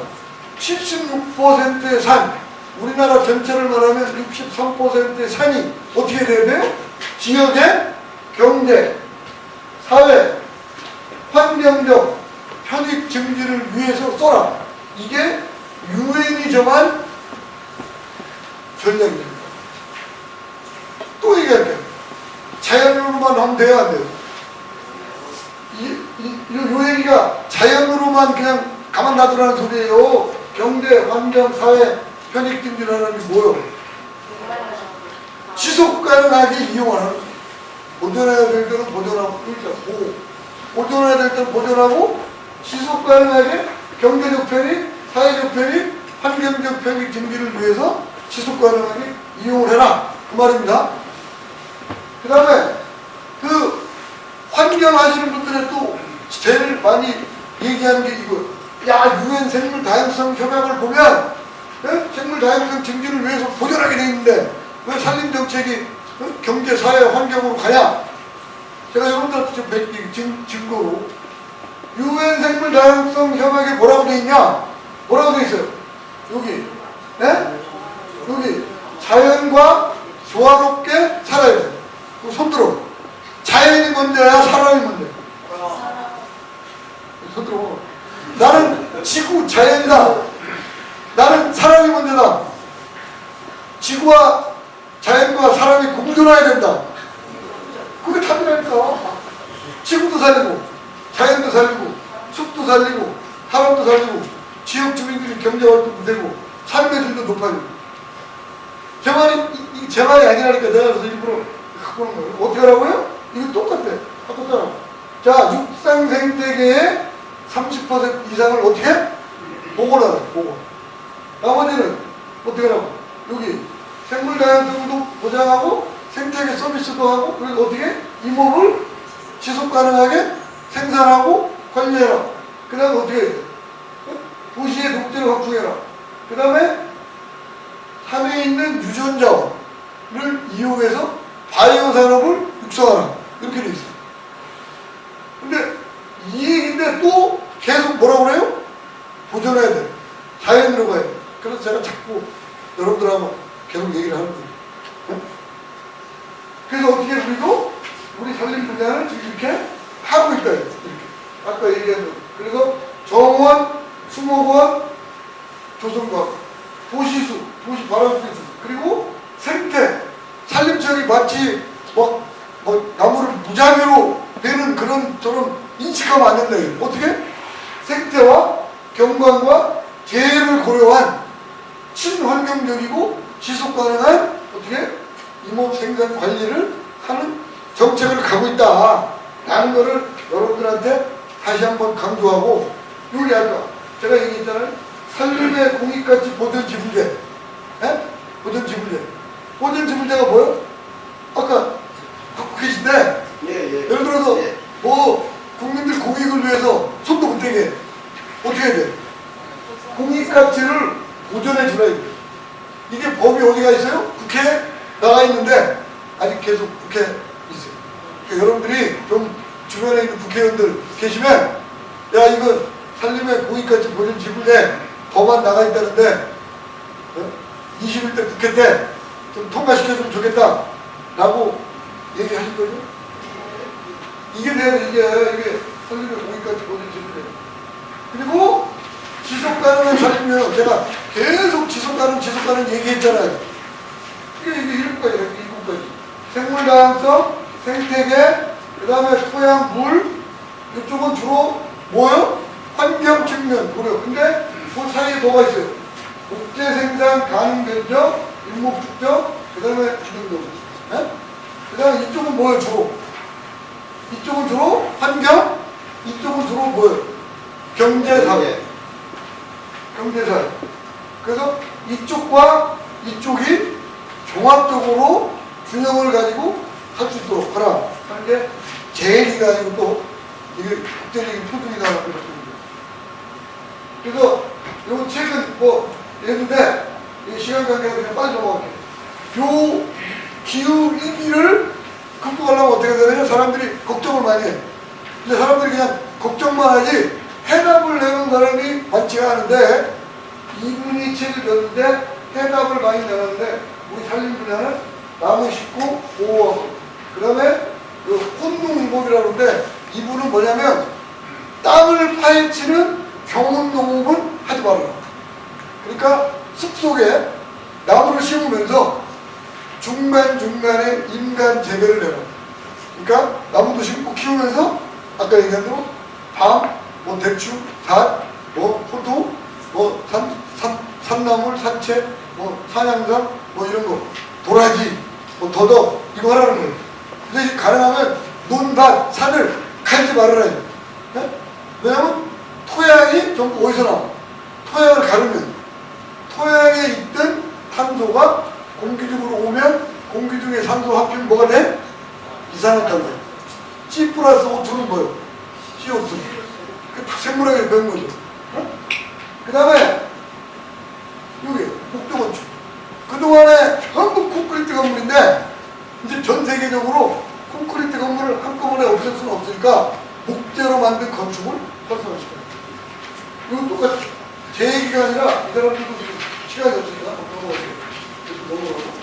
그래서 제가 가고자 하는 산림정책 방향은 경제, 환경, 사회, 그 다음에 안전한 산림. 근데 질문을 한번 할게요. 산림하고 임업하고 뭐가 차이나요? 산림하고 임업. 살림은 자연이고 임업은 경제라고 산림이 그 자연 플러스 자원이라고 제가 얘기했는데 또 자연이라고 하죠. 그러니까 대상이 그냥 뭐랄까 사람을 뺀 나머지는 전부 산림. 임업은 거기에 뭐가 들어가요? 사람이 들어가는 게 임업. 그러니까 큰 틀에서의 산림 정책이긴 하지만 사람이 들어가면 전부 임업이에요. 임업. 업. 영어로 얘기하면 포레스트. 임업은 포레스트리. RY가 붙어. 그러니까 경제, 산을 가지고 사람을 가지고 업을 하는 임업. 그 다음에 환경도 그냥 환경 플러스 어떻게? 예를 들어 온실가스 배출 뭐 이런 거 이거 등등. 그래서 이제 이것도 어떻게 해야 돼? 경제, 환경, 사회 이게 전부 어우러지는 정책을 해야 된다. 이건 아까 제가 다 얘기했어요. 이게 1년에 여기서 얘기하면 아까 우리나라 나무 다 베면 얼마라고 그랬죠? 학습 효과가 좋네. 우리나라 다 베면 얼마? 10억. 근데 1년에 우리나라가 얼마 써? 3천만. 근데 인류가 얼마 써? 39. 80억 명이 생활하는 데 필요한 나무가 39억 세제곱미터. 그럼 우리나라 나무 몇 배를 잘라요? 4배. 나무를 4배를 자르고 다시 심고 4배를 자르고 다시 심고 이게 매년 로테이션 되는 거예요. 제가 인도네시아에 2년 있었는데 인도네시아는 7년에 잘라요. 7년. 우리나라는 아까 30년에서 뭐 한 80년 가잖아요. 그 정도로. 인도네시아에 있는 나무는 7년마다 잘라. 7년. 그러니까 어떻게 해? 7분의 1씩 나눠. 7분의 1, 7분의 1, 7. 그러니까 한쪽에서는 나무를 베고 한쪽에서는 나무를 심고 그렇게. 우리나라도 그렇게 가야 된다 저는 그래요. 그래서 저는 농사 짓는 땅이 뭐예요? 농장. 그러면 바닷가는 뭐라고 해요? 네? 어장. 그럼 임업하는 데는 뭐라고 해요? 임장. 어색해? 내가 자꾸 얘기하고 다니는 거예요. 우리는 임장이 있어야 된다. 임장. 농장도 있고 어장도 있는데 왜 임장이 없어? 그러면 사람들한테 임장이라면 금방 할 거 아니에요. 임장이라면 자연으로 볼까요? 자원으로 볼까요? 이제 앞으로는 임장이라고 하자고. 임장. 네? 내가 그래서 그거는 임장을 내가 좀 법으로 만들까 말까 지금 고민하고 있어요. 여러분 동의하나요? 임장? 네. 농장이 있고 어장이 있는 거야. 요거는 이제 바쁘니까 전 세계적으로 이렇게 선진국형으로 해서 목재 산업으로 경제가 굉장히 도움이 되는 국가들의 대표적인 얘기를 좀 하고 있습니다. 독일하고 스위스가 된 이유도 이걸 제가 쓴 게 아니라 이게 그 주간조선 기자가 현장 갔다 오고 나서 자기가 기사 썼거든요. 야 독일하고 스위스를 갔더니 이게 뭐 이 보호해야 될 숲을 철저하게 보존하고 그 다음에 경제적 가치가 높은 숲을 인도 기계화를 통해서 지속가격이 이용을 하더라. 그 다음에 숲과 나무가 클러스터를 해서 산림산업을 육성하더라. 산촌이 살려면 우리 임찬석 회장님이나 여러분들께서 산촌이 살려면 산촌 정책만 갖고 안 된다니까. 산업정책, 경제정책, 사회정책 다 어우러져서 그 플랫폼이 산촌이 되고 그 지역에 있는 산과 나무와 숲이 플랫폼이 돼야 돌아오는 농산 어촌이 되지. 그게 안 되면 제가 보면 힘들다. 그렇게 실제 독일이 그렇게 하고 있대. 독일 어떻게 하냐? 여러분들 해외 나갔을 때 뻐꾸기 시계 사고 싶은 분들 스위스나 독일이라도 네? 그 뻐꾸기 시계에 있는 마을이 무슨 마을이에요? 산촌마을. 네? 생뚱맞은 아니에요. 산촌에 있는 숲과 나무와 이걸 가지고 거기에서 있는 나무를 베서 목공의 품을 만들어서 소득을 올립니다. 그 중에 하나가 뻐꾸기 시계예요. 예를 들면 일본도 똑같아요. 일본도 삼나무 편백을 가지고 삼나무 우리 편백나무 조작하니까 베개도 있고 또 뭐 있어요? 주부들 좋아하는 칸토마. 그 다음에 조금 더 사이즈가 큰 게 뭐예요? 편백, 욕조. 어? 우리 저 남부지방 가면 편백나무가 얼마나 많은데 그걸 못 베게 하니까 어디서 수입해? 편백, 욕조를. 에? 일본도 수입한다니까. 일본도 수입하는 거를 우리나라 편백나무로 쓰면 좋아요, 안 좋아요? 10토불이 알아요, 물론. 거기도 10토불이야. 이 산들을 살려면 다 연결돼 있다니까. 그래서 클러스라고 그래요. 클러스. 어? 그 다음에 이게 이제 시작됐어요. 산과 나무와 숲에서 나와 있는 각종 유용 물질들, 기능성 물질, 에? 화장품, 기능성 식품 이런 게 전부 이걸 쓴다. 그래서 지금 화장품 회사하고 일반 제약회사 이런들이 지금 국립산림과학원하고 우리 산림바이오소재 연구소도 있고 산림생명자원 연구부가 있어요. 그래서 요 바이오산업과 연계해서 지금 열심히 연구도 하고 특허도 내고 좀 하고 있다. 그 다음에 그 나무의사, 산림치유 지도사 뭐 이런 거. 그래서 젊은이들이 참 요와 같은 거에 자격증을 따가지고 취직을 하거나 평생 직업으로 내가 비즈니스화 하려고 지금 석사 과정을 들어온 친구들이 엄청 많아요. 그리고 이걸 눈에 뜬 분들은 다른 거 가지 말고 산림과학 전공해라 라고 손주, 아들, 딸 권장하는 사람들이 굉장히 늘어나고 있어요. 그러니까 여러분들이 제가 뭐 그냥 콧소리 하는 거 아니에요? 예. 이게 희망적인 얘기를 여러분들한테. 왜? 기후위기, 탄소 중립시대, 그 다음에 바이오 산업시대. 중국도, 여기 중국이 지금 뭐예요? 바이오, 중국도, 중국도가 5성을 중심으로 생명산업, 바이오산업 있잖아. 5,600년. 그래서 바이오산업과 굉장히 연결되어 있다. 그리고 여기 220만 명 아까 얘기했던 요 차이가 뭔지 알아요? 이것도 얘기해야 돼. 내가 조금 더 할게요. 이게 외국하고 우리하고 차이점은 뭐냐면 선진국이 가면 갈수록 국가나 지방자치단체가 갖고 있는 산지가 훨씬 많아요. 우리는 국가가 갖고 있는 게 26%, 지자체가 갖고 있는 게 8%밖에 안 돼요. 괴산군주님이 땅을 사겠다고 내가 박수. 이게 선진국으로 가면 갈수록 국가와 지방자치가 갖고 있는 산지가 많아서 어떻게 해야 돼? 그 지역 주민을 위한 사업을 얼마든지 할 수 있어요. 땅만 있어요. 근데 지금 우리는 거꾸로 우리는 선진국은 국가 지방자치단체가 3분의 2, 그 다음에 개인이 갖고 있는 데는 3분의 1. 근데 우리는 거꾸로 해요. 국가 지방자치단체가 3분의 1, 개인이 3분의 2. 근데 뭔 사업을 하려고 그러면 전부 산주 동의를 받아야 돼요. 그 다음에 예를 들어서 괴산에서 뭔 사업을 하려면 땅이 없어. 그래서 이게 저희가 땅을 넓히는 정책도 지금 함께 가고 있다. 이런 말씀 드리고, 국가가 갖고 있으면 아까처럼 공익을 위해서 보존산지나 공익용산지나 지정해도 아무런 관계가 없잖아. 근데 개인이 갖고 있으면 자유민주주의 시장경제에 역행하잖아. 그죠? 보상을 해줘야 돼.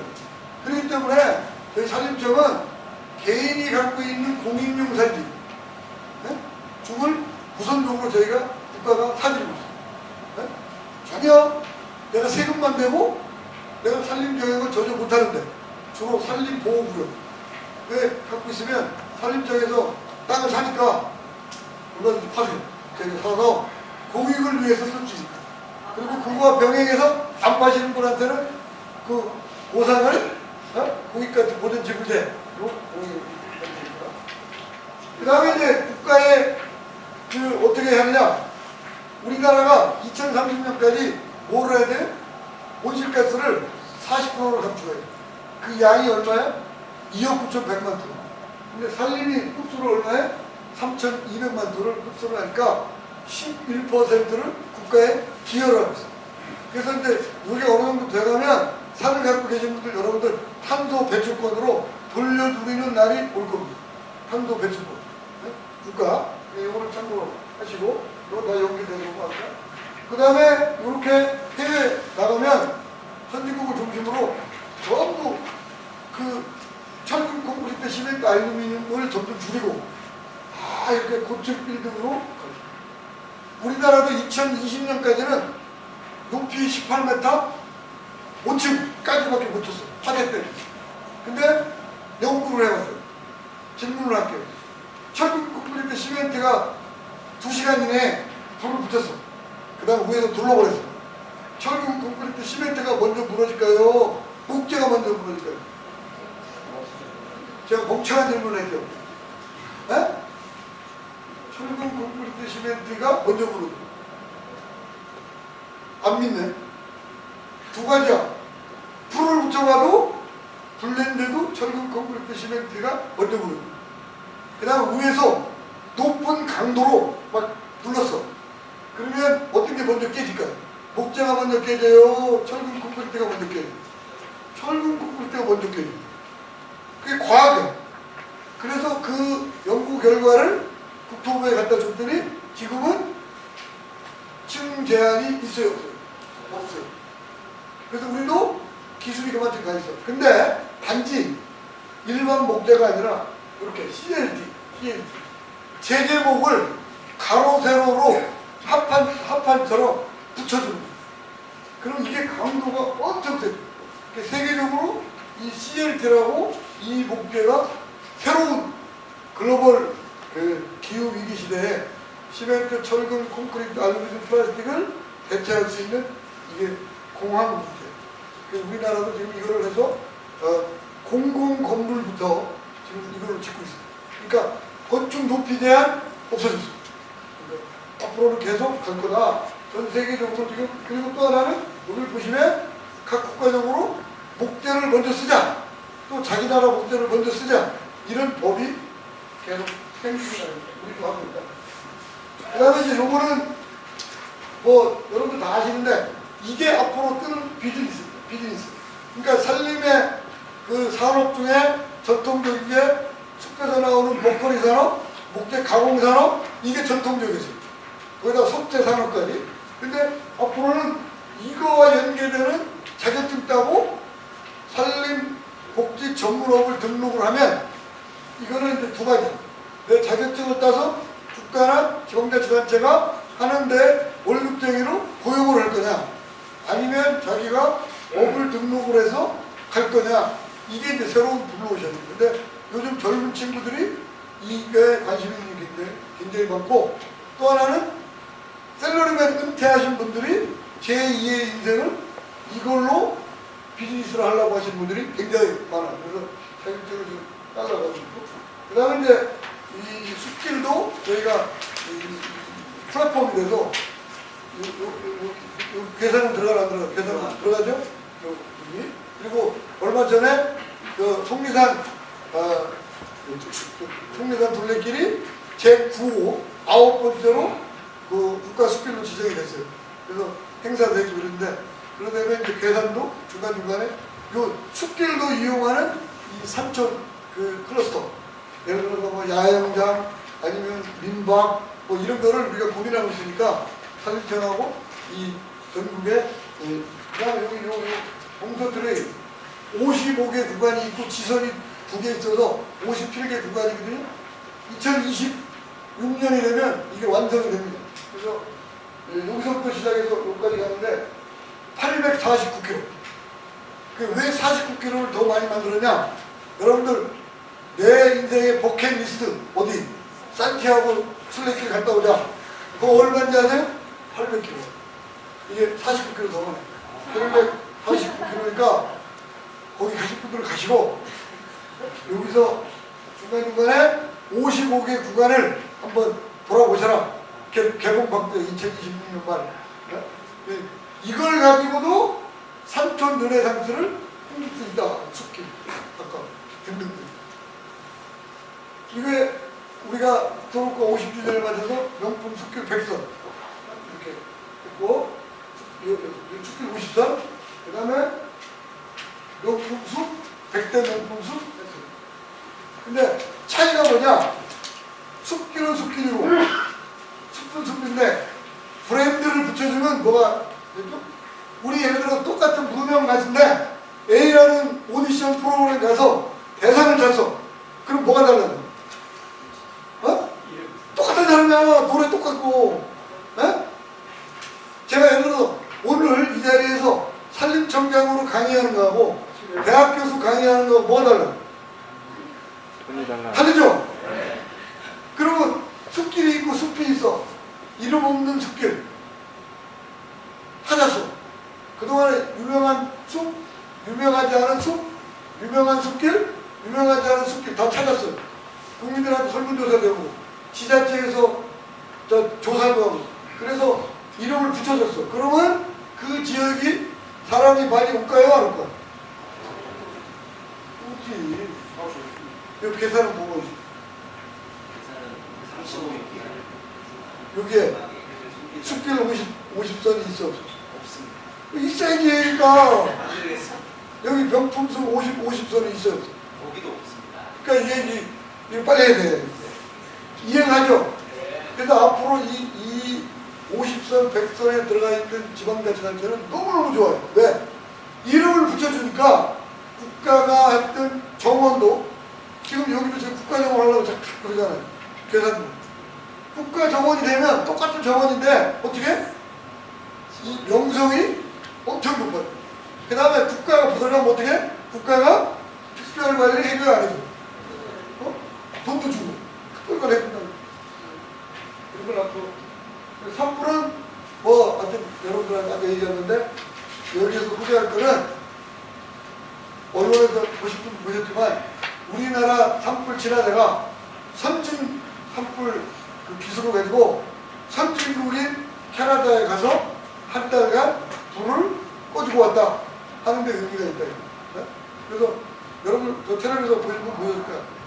우리 귀국할 때 한 달 불 꺼주고 귀국할 때 캐나다 총리가 우리 비행기 안에 와서 감사합니다. 그런 거지. 이게 우리나라의 지금 국격이고 산림 분야의 지금 국격입니다. 그 다음에 이제 여기 넘어가고 여기도 여러분들 그 임업하시는 분들한테는 제가 5분만 더 할게요.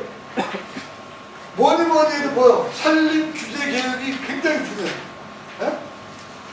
왜냐면 예산에 내가 돈을 벌고 예산에 뭘 좀 하겠다는데 산림청에서 뭔 규제가 그렇게 많냐라는 게 맞아요? 여러분들 그렇게 느껴요? 그래서 제가 세종도 돌아서 산림청장 되자마자 하는 게 부르짖는 게 규제기예요. 단 조건이 있어. 환경성 그 다음에 재안전성만 담보된다면 여러분들이 가능하면 자율적으로 산림을 경영해서 돈을 벌 수 있는 보물산이 될 수 있도록 앞장서서 지금 나가고 있어요. 그래서 저희가 작년 올해 한 300여 건을 우리가 규제 개혁을 하고 있는데 그중에 행정부에서 할 수 있는 건 다 했어요. 국회에 나가 있는 법률만 개정되면 다 돼. 그러니까 이 이외에도 이 시간 이후에 여러분들이 산림청에다가 규제가 아직 좀 많으니 바꿔주세요 라고 하는 거는 이따가 얘기해도 되고 아니면 서면으로 주시면 우리가 규제개혁 과제로 채택을 해서 다시 또 내년 이후에 규제개혁을 추진하겠다는 말씀을 드립니다. 그 다음에 두 번째는 세제. 그 임업인들 보면 농업 하시는 분들도 있어요. 농업, 축산업, 임업을 같이 하죠. 근데 농업하고 축산업은 세금을 깎아주는데 우리는 안 깎아줘. 그래서 이걸 지금 찾고 있어요. 그래서 다른 정도 수준은 몰라도 농업하고 축산업, 수산업이 혜택받는 정도는 우리 이모부자도 가야 되겠다라고 해서 이걸 하나하나 지금 각 세법을 지금 찾고 있어요. 그래서 지금 이미 국회에 세법 나간 것도 있고 앞으로 나갈 것도 있고 그러니까 여러분들이 봐서 이거 세계는 불합리하다. 농업하고 축산하고 수산은 말이지 저까지 가 있는데 왜 이모하는 사람은 세계 혜택을 안 주냐 하는 걸 얘기해 주시면 되고 그 다음에 직불제. 직불제가 이제 작년 10월부터 직불금을 드리고 있거든요. 가장 적게 타시는 분은 120만 원. 가장 많이 타시는 분은 4, 5천만 원. 네? 작년에 타신 분이. 근데 누가 타면은 안 알려주더라고. 자기가 얼마 탔다는 소리 잘 안 해요. 근데 가장 최저가 120만 원 1년에 그 다음에 많이 타신 분은 4, 5천만 원 한단 말이에요. 그러니까 이거를 근데 문제가 임업 경영체를 등록을 했어요. 등록을 안 하신 분들에 대한 구제책이 지금 없어요. 왜냐하면 WTO하고 연계가 되는 거기 때문에 우리가 유예기간을 3년을 줬거든요. 3년. 농림부나 우리나 해양수산부나 똑같이 그 경영체 등록하세요. 3년을 줬는데 몰라서 등록 못하신 분은 좀 억울한 측면도 있는데 저희가 구제할 방법이 현재로는 없어요. 그러니까 인업 경영체 등록하신 분들은 이거를 꼭 염두에 두시고 작년에도 타셨고 올해도 드릴 거고 그 다음에 여기서 말씀드릴 건 뭐냐면 두 가지. 하나는 제도 개선을 해서 타시는 분들의 범위를 그 다음에 금액을 넓혀가려고 하고 있고 두 번째는 그 대신 일부 몰지각한 분들은 이게 이제 허위 서류를 제출하는 분들이 있어요. 그건 이제 권력은 편하십니다. 그러니까 이거 그 직불제는 잘 활용하시라 그 말씀 드리고요. 그 다음에 공익가치 보전 지불제는 아까 제가 말씀드렸죠. 내 산인데 공익을 위해서 산림 경영을 못하게 하는 세금은 내고 나는 전혀 거기 돈이 안 나온다. 이런 분들은 이제 우리가 법이 나와 있어요.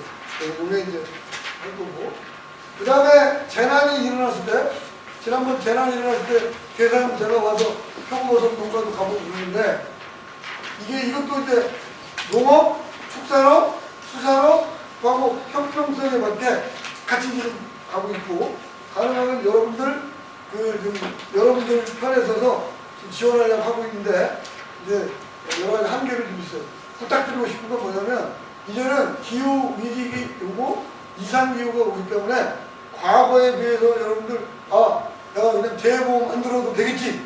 뭐 내가 산림청에서 하라는 대로 표준 규격대로 돈 좀 아끼려고 내가 안 해도 되겠지. 그러면 안 돼요. 표준 규격대로 이제 안 하면 정부에서 돈 잘 안 줘.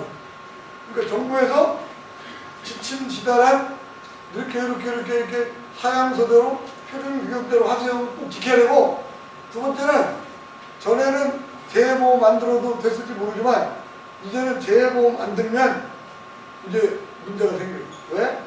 재보험 무선으로 가고 재보험에서 도와주지 못하는 것만큼만 정부가 지원하는 걸로 가고 있으니까 여러분들도 이 임업을 크게 하시는 분들은 재보험을 꼭 드시고 그 다음에 재보험 품목이 한정돼 있어요. 지금 한 7개 품목. 그냥 점점 이제 늘겨 나가려고 하니까 그 재보험이 필요하신 분들은 우리 산림청에 신문을 통해서 얘기하시면 바로바로 우리가 조치를 하겠습니다. 그 다음에 습경형 체험님. 이게 이제 올해 도입한 새로운 제도거든요. 이게 뭐냐면 내 산이 있는데 휴양림 하기는 사이즈가 찍어. 야영장 하기도 그렇고. 그러니까 이거는 좀 애매하다라고 하는 분들은 숲경영 체험님 제도를 이용하면 된다. 그래서 요거에 대한 거는 이제 올해 첫 시작이라 아직도 이런저런 지금 가야 될 방향이 많아요. 그래서 현장하고 지금 계속 토론을 하고 있으니까 이걸 어떤 자격에 누가 되고 안 되고 이런 거. 그래서 현장에서 이거는 이렇게 규정을 좀 붙여줬으면 좋겠다 라고 하시면 저희가 검토를 해서 가능하면 여러분들 편에서 붙여드리겠습니다. 그 다음에 이제 외국인 근로자. 제가 산림청장 오자마자 질문 단계 이거 외국인 근로자. 농업하고 축산하고 뭐 수산물 이런 거는 외국인 근로자를 하는데 우리는 또 없어. 왜 우리는 외국인 근로자를 우리 못 두겠냐 그래가지고 고용노동부하고 아주 협의를 엄청 했어요. 내년 9월부터는 법인으로 등록돼. 자연인은 안 되고 개인은 안 됩니다. 개인은 안 되고 뭐 예를 들어서 영농조합 법인이든 법인체로 등록한 분들은 외국인 근로자를 쓸 수가 있어요. 요거는 이제 실력이 1000명, 우리 임업분야에. 그래서 요거는 해당 과에서 좀 더 스타디를 하고 고용노동부하고 협의를 한 다음에 아마 공문을 내려보낼 거예요. 그럼 여러분들이 관심을 갖고 있는 분들은 외국인 노동자를 쓸 수 있다라는 거를 외국인 노동자가 두 트랙이에요. 하나는 고용노동부가 하는 쿼터제 트랙이 있고 하나는 계절 근로자가 있어요. 그건 법무부에서 해요. 소관이 달라. 그래서 우리가 1라운드 한 거는 고용노동부, 그 다음에 2라운드로 지금 하려고 하는 건 법무부. 그래서 비자가 2라인 비자로 해서 외국인 우리 임업분야에 쓸 수 있다. 그 말씀드립니다. 그래서 시간보다 좀 뭐 이게 이런저런 얘기가 나와서 좀 길었는데 하여튼 점심은 좀 늦게 먹어도 되니까 여러분들 질문을 좀 드리겠습니다. 그래서 질문하기 전에 제가 마지막에 꼭 하는 게 있어요. 수강생들한테 의무적으로 요거를 합창하는 거야. 합창. 그 합창 안 하면 수업이 안 끝나. 그러니까 시작 그러면 합창을 큰 소리로 해주시면 강의는 끝나고 질문 받겠습니다. 시작. 서울의 국가 그리고 단수도 국들입니다. 이 숲은 모든 것을 품어주는 어머니와 같은 존재입니다. 나무를 심고 그것은 미래를 심고 나무를 심고 꿈을 심는 것입니다. 국토목과 도시는 스스로 발전하는 대한민국을 만들어 나가겠습니다.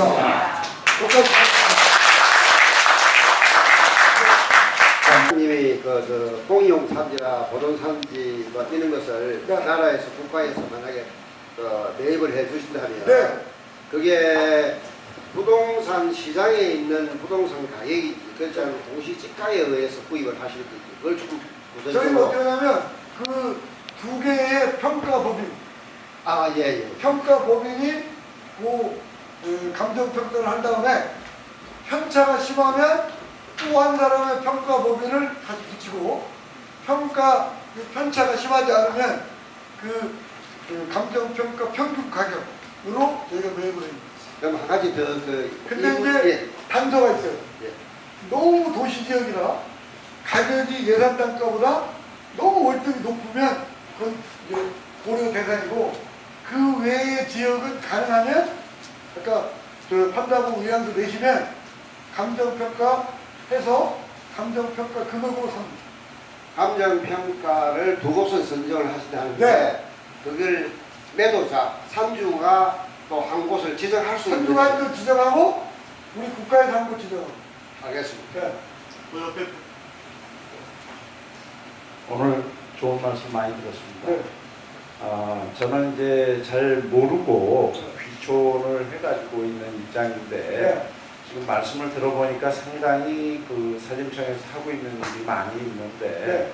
실질적으로 잘 이해하지 못한 부분들이 있어서 네. 몸에 닿지 못해가지고 하지 못한 부분들이 네. 굉장히 많이 있는 것 같습니다. 네. 저는 지금 한 5년 차 돼가는데 집이 이제 같이 있는 부분이 일부분이 보존산지라고 돼 있어가지고 그거를 갖다 이제 산림복지과라든지 이쪽을 한 5년간을 다니면서 이야기를 해봤는데 네.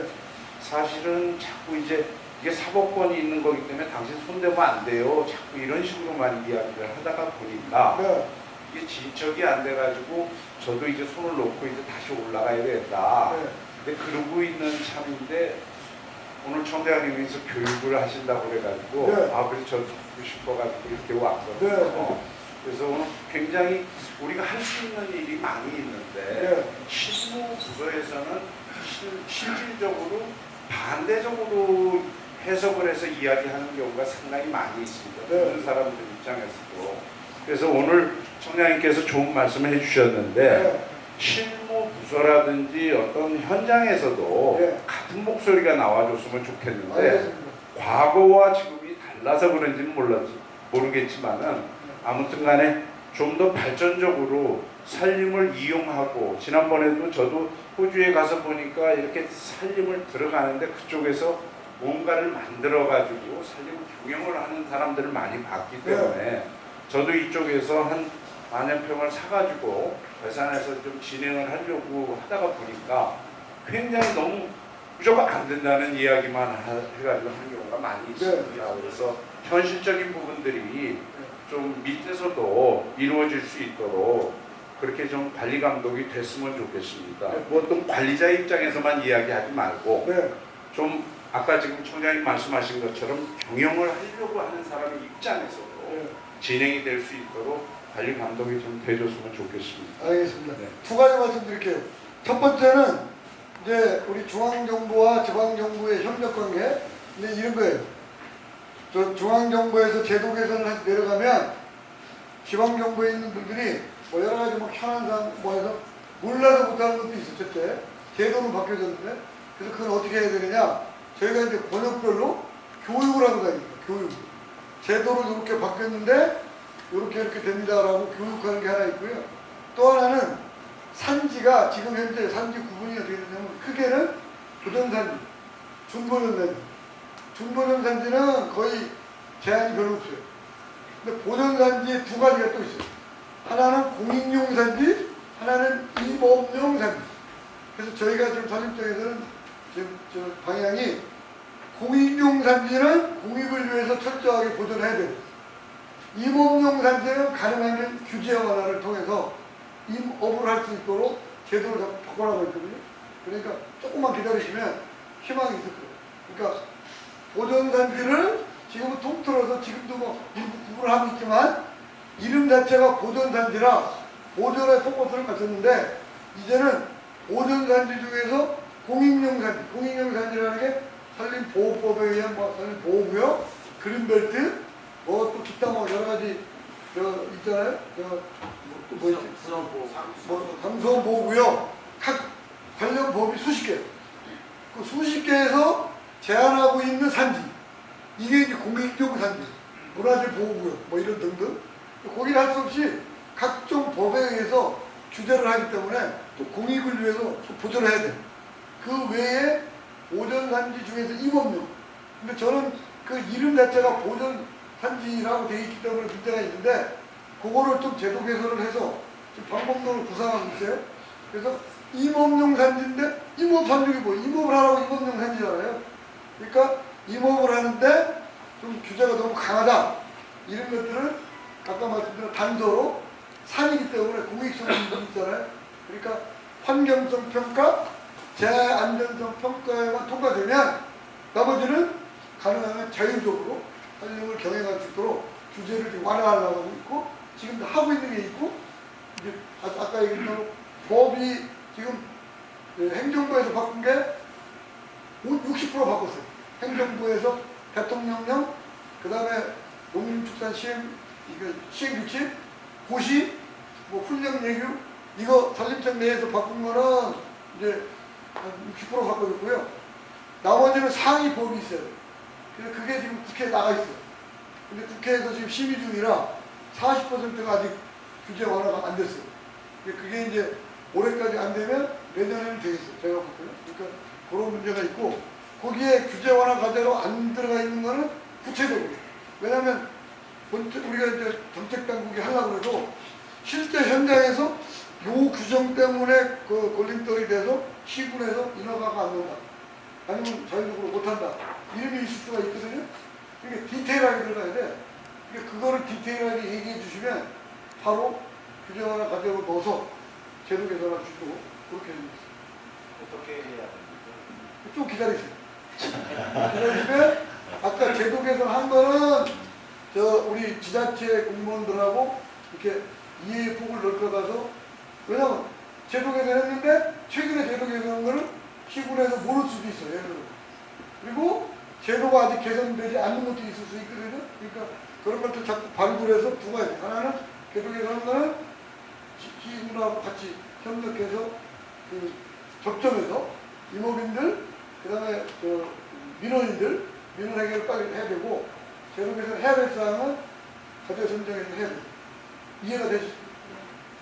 하여튼 저희는 접근을 해보니까 건축과라든지 모든 데는 다 해주겠다는데 네. 산림 녹지과에서 안 뭐가 안 되는지를 나중에 가르쳐 주세요. 네. 뭐가 안 되는지. 네. 그럼 저희가 해결해 드릴게요. 또, 자, 그 송전탑이 외국 산지에 있잖아요. 네. 그거 앞으로 뭐 옮기거나 뭐 이런 계획이 송전탑을 옮길 수는 없어요. 왜냐하면 비용이 송전탑을 이 말씀 드리면 여러분 또 깜짝 놀랄 거야. 송전탑을 올리려면 어떻게 되냐면 도시로 가거나 지중화를 해야 돼요. 네? 지중화를 하는데 거의 제가 그 금액을 정확하게 잊어먹었는데 어마어마한 돈이 들어가. 어? 그러니까 옛날에 예를 들면 이런 거 어디 강원도에 불이 났는데 그게 예를 들어 스파크가 났잖아요.